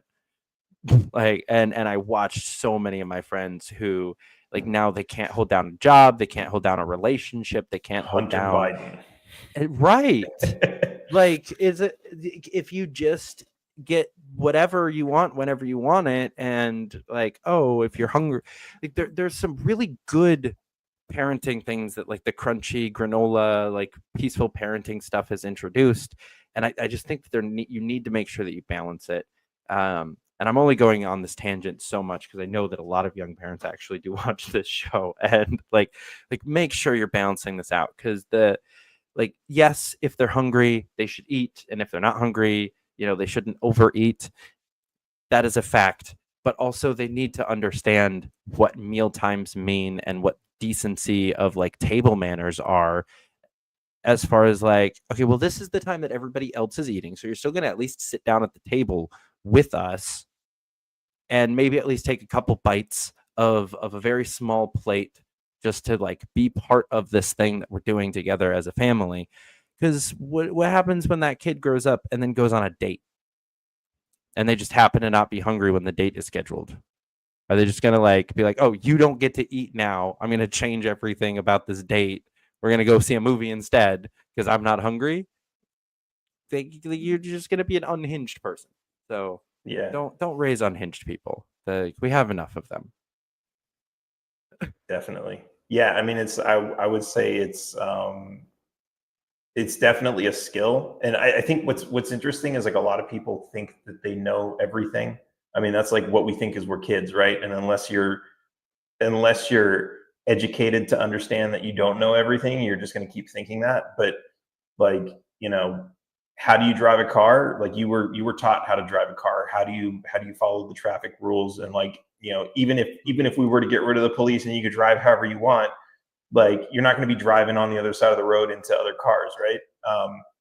There's like a, some understanding of like respect and order, so that we can all get where we're going. And it's it's a skill, and it's the same thing with educating your kids. I mean, like, I work on teams with developers, and like, one thing that I have to learn to do is how to educate them.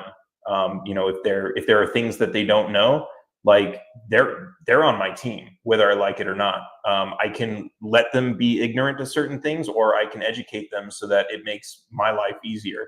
And it's like, you can't just say this is the right way to do things. Like, you have to learn how to educate people. Like, how do you transfer knowledge in a way that people are going to understand it? What's the correct way to do things? And we don't always know that. And like, I remember, like, I kind of came to this conclusion at some point that, like, my parents didn't raise me right, so to speak, right? Like, that was kind of like that's the short of what the conclusion that I came to. And it's like, because there were certain things that I didn't learn that I felt they should have taught me as parents.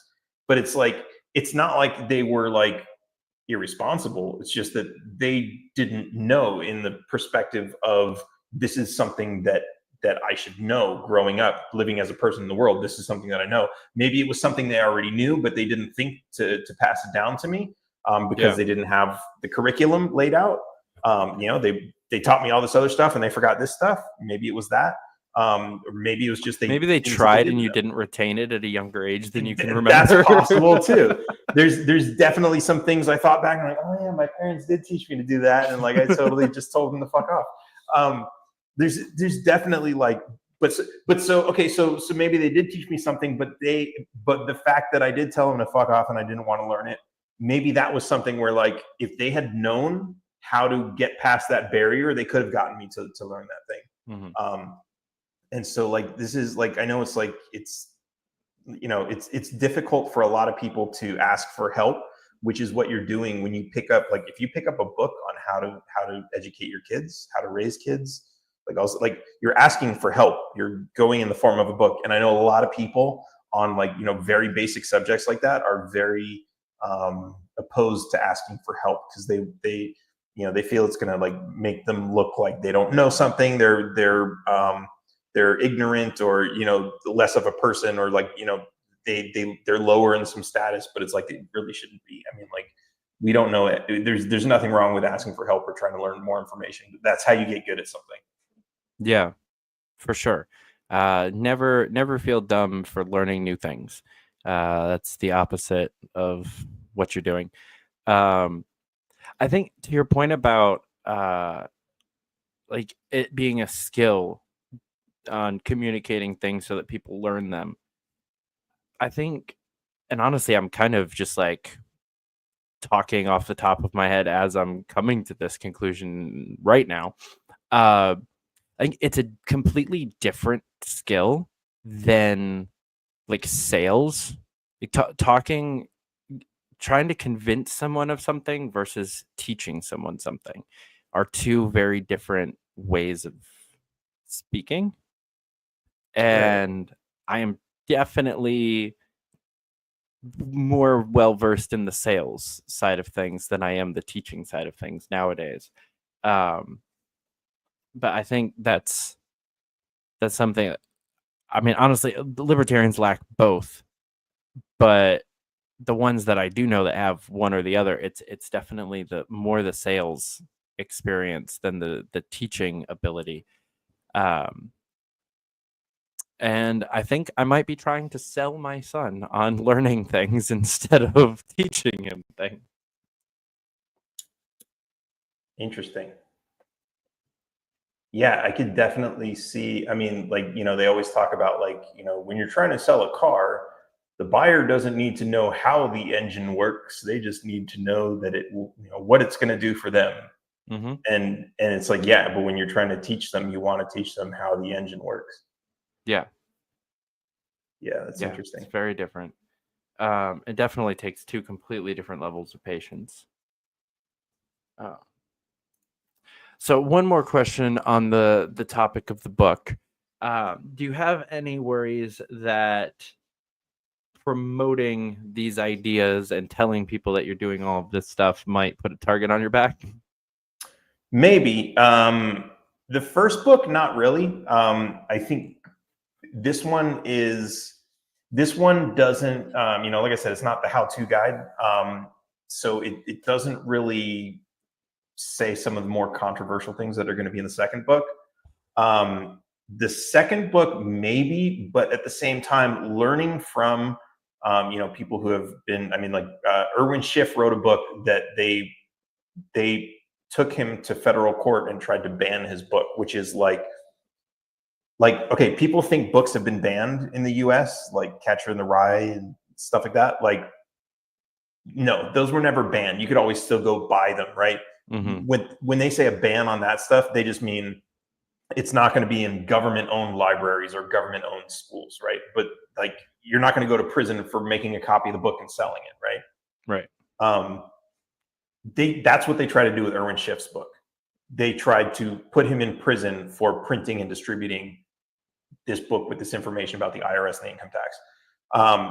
And they failed, and the reason they failed was they said that the judge said, well, he's not telling people how to do something illegal.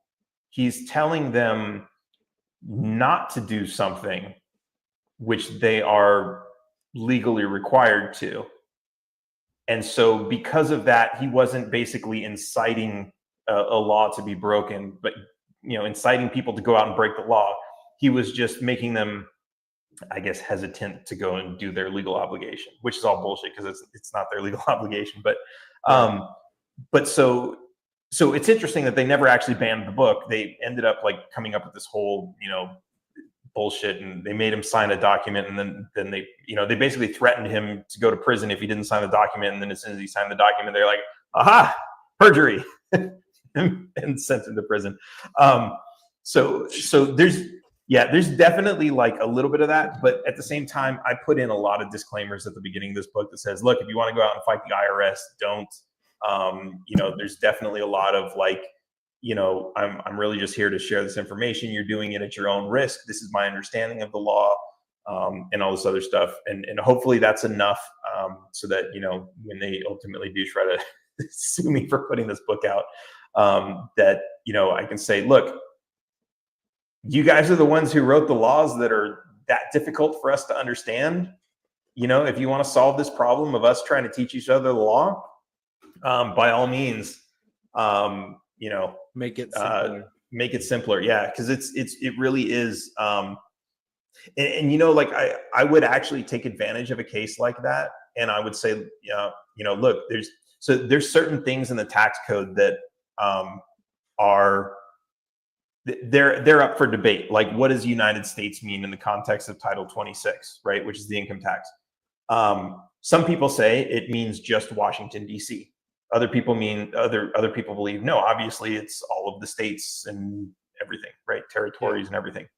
And so what's interesting is a lot of people have been using this argument, and they've gone to court, and the court has never actually ruled on what is the United States in the context of Title 26. They have in other cases, and in other cases, they've said there are 3 United States.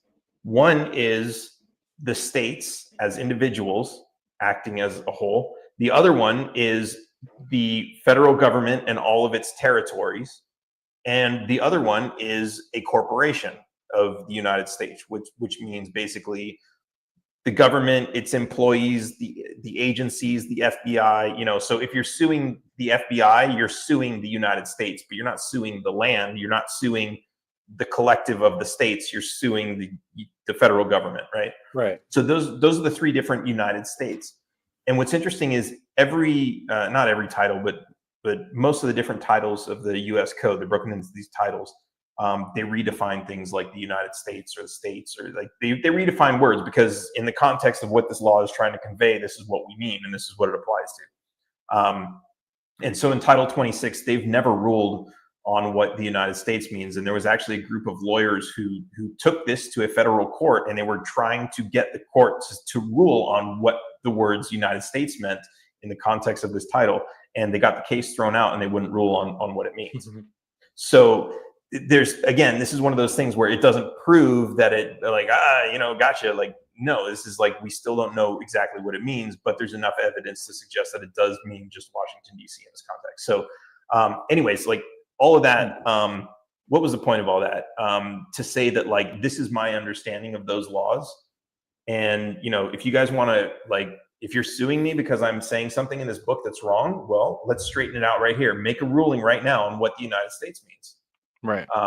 And if they refuse and they throw the case out, well, again, it doesn't prove anything, but at least I think it's a big enough argument for them to say like, well, they did throw the case out. What does that mean?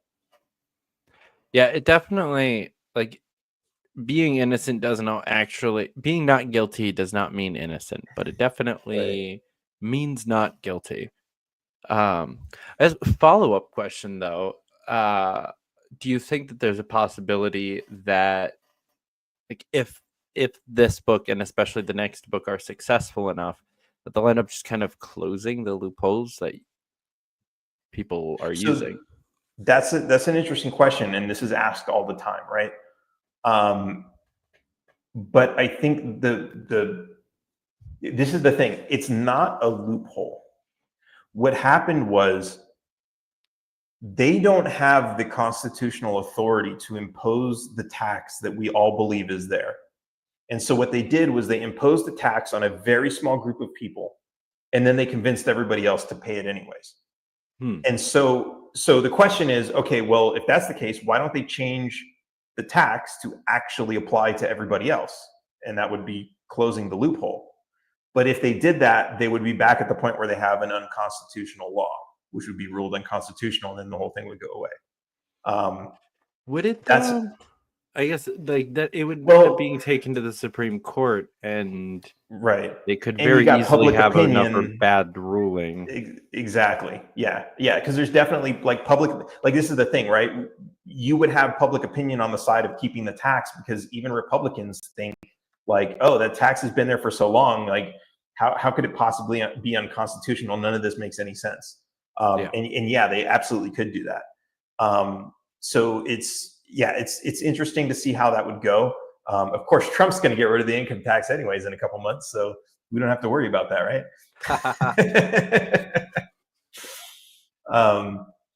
So that's kind of the reasoning behind that. This is an interesting analogy I use. When you walk into, so let's say you're at a restaurant and you're going to go use the bathroom, you're probably going to see a sign that says all employees must wash hands, right?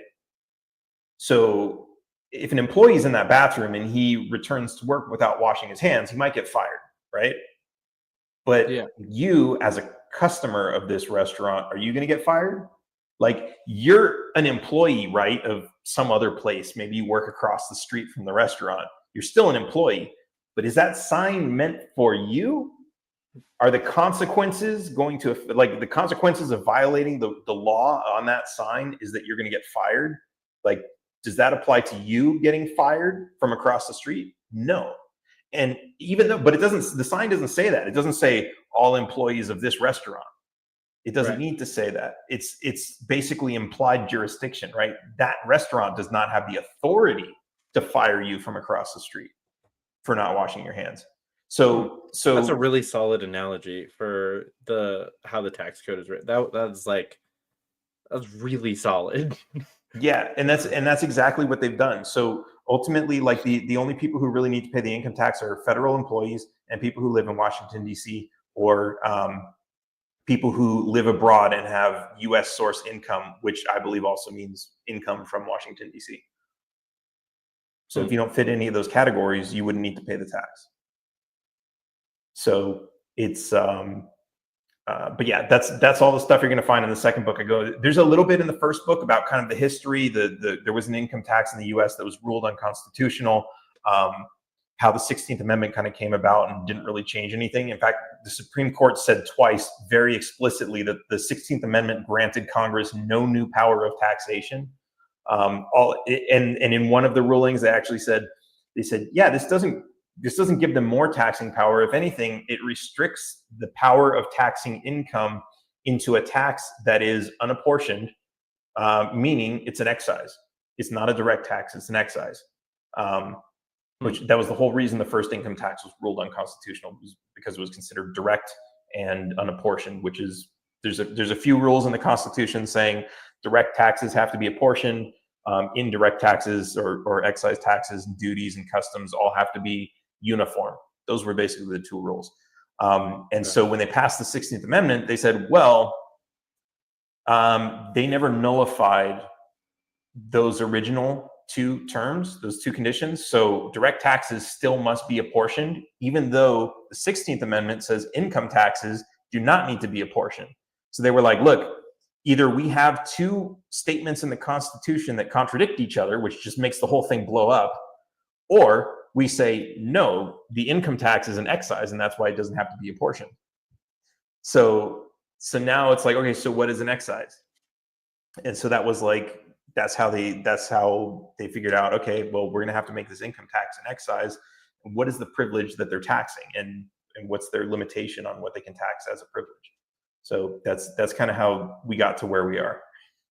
It's a bunch of really sadistic wordplay. That's fucking ridiculous. Well, I am excited to read the book and the next book when it does come out, and I'll obviously have you back on to talk about that. Before I let you go, tell people again where to find it and all of your other companies and social medias and everything else that you're working on. Absolutely. Man, I was just getting ready to set up a link tree today because I've got too many links. But for the book, you can go to Amazon and just search for Dan Taxation Is Theft Behrman. It'll come up. This is actually really cool. You know how like on the spine, it usually says the name of the book and then it says the author's name. So I was like, hey, if I put the name of the book right in the middle. I like it. Yeah, so you'll find that on Amazon. It's also available on my website, taxationistheft.info, if you want to pay in Bitcoin. And you'll find a lot of other information there. I have like some guides on getting started in understanding how to not pay income tax and all that kind of stuff, and a bunch of really cool swag. Then there's danforfreedom.com. That's just where you'll find a lot of information about me. And if I ever decide to run a political campaign again, it'll be there. Both of those sites have links to all the social media. And then, of course, Blood of Tyrants and Liquid Freedom. You can buy this on drinkbloodofTyrants.com. I heard you say bloodoftyrants.wine. That website's still up and redirecting, but drinkbloodofTyrants.com will get you here to both of these. Your links, it's the same thing. Yeah, and this stuff's on Amazon now too, which is pretty cool, but buy it from us because we're better. It's really just there for like some extra advertising. Yeah, you know what really pissed me off? You know what really grinds my gears? When I went to go put this tea on Amazon, they were like, oh, well, since it's not already in the system because it's a new brand, you're going to have to register the brand. Are you the owner of the brand? And I was like, yeah. And they were like, we need proof. You're going to have to upload a copy of your trademark. Now, I don't like registering trademarks and copyrights because I don't like living under the government's umbrella of protection. So I was like, I'm not going to do any of that. But I had to just to get registered on Amazon, which kind of sucked. But whatever. Sell out. Yeah, I know. I gave like $400 to the federal government, and I'm like, man, almost got away with not paying taxes, and then I gave them that. Horrible. Yeah, I'm the worst libertarian ever. Yeah. But anyways, cred. Yeah, sell out. I know. And I've been kicking myself. Man, you gotta hear Kate. Like. I've been struggling with getting an alcohol license so we could cut out like 3 of the middlemen in the wine operation. And like every time I have to fill out a form, I'm just like, I don't want to put my social on here. I don't want them to know where I sleep. I'm definitely going to use a PO box, but they don't want a PO box. And it's been a struggle. But anyways, that's another story for another day. Yeah, I'll definitely have to have you guys on to talk more about Blood of Tyrants and the stuff you guys are doing over there, because you guys have done a lot since I last had you on about that. I'm pretty sure the last time we talked about that, it was still just the one wine. Really? Yeah. So we've got 2 wines now. We were looking at the whole wine. I mean, we still have inventory on the wine, so you can still buy it. But I think we're putting the wine on hold just to focus on the tea until we're making enough money from that we can justify like paying for all these licenses and everything. But I'm just like, yeah, I know. Makes sense. Fucking hate that. We do have a connection in Argentina who wants to help us export Argentinian wine to the U.S. so we can make a Javier Milei tribute wine. And they're also interested in importing the tea down there because Argentinians are big on yerba mate. So there could be like a lot of it was we made some really good friends at this Liberty International conference, and yeah, so we could be doing some international business with this pretty soon. So that's pretty cool. Hell yeah. Well, guys, you heard the man. Go follow him all over. Grab the book and a bottle of wine and enjoy them together. And don't forget to like the video, subscribe to the channel, and share this with all of your friends that you think might just be paying too much in taxes. Fun fact, they definitely are. Be sure to come back on Thursday as our Week of Dan continues with former comms director for Lars Mapstead and founder of Next Level Nonprofits, Dan Johnson. Dan, thank you so much for coming on. This was great. Absolutely. Thanks for having me. Yeah, see you next time. Of course. Folks, thanks so much for watching. We'll catch you back here next time. Until then, keep up the fight.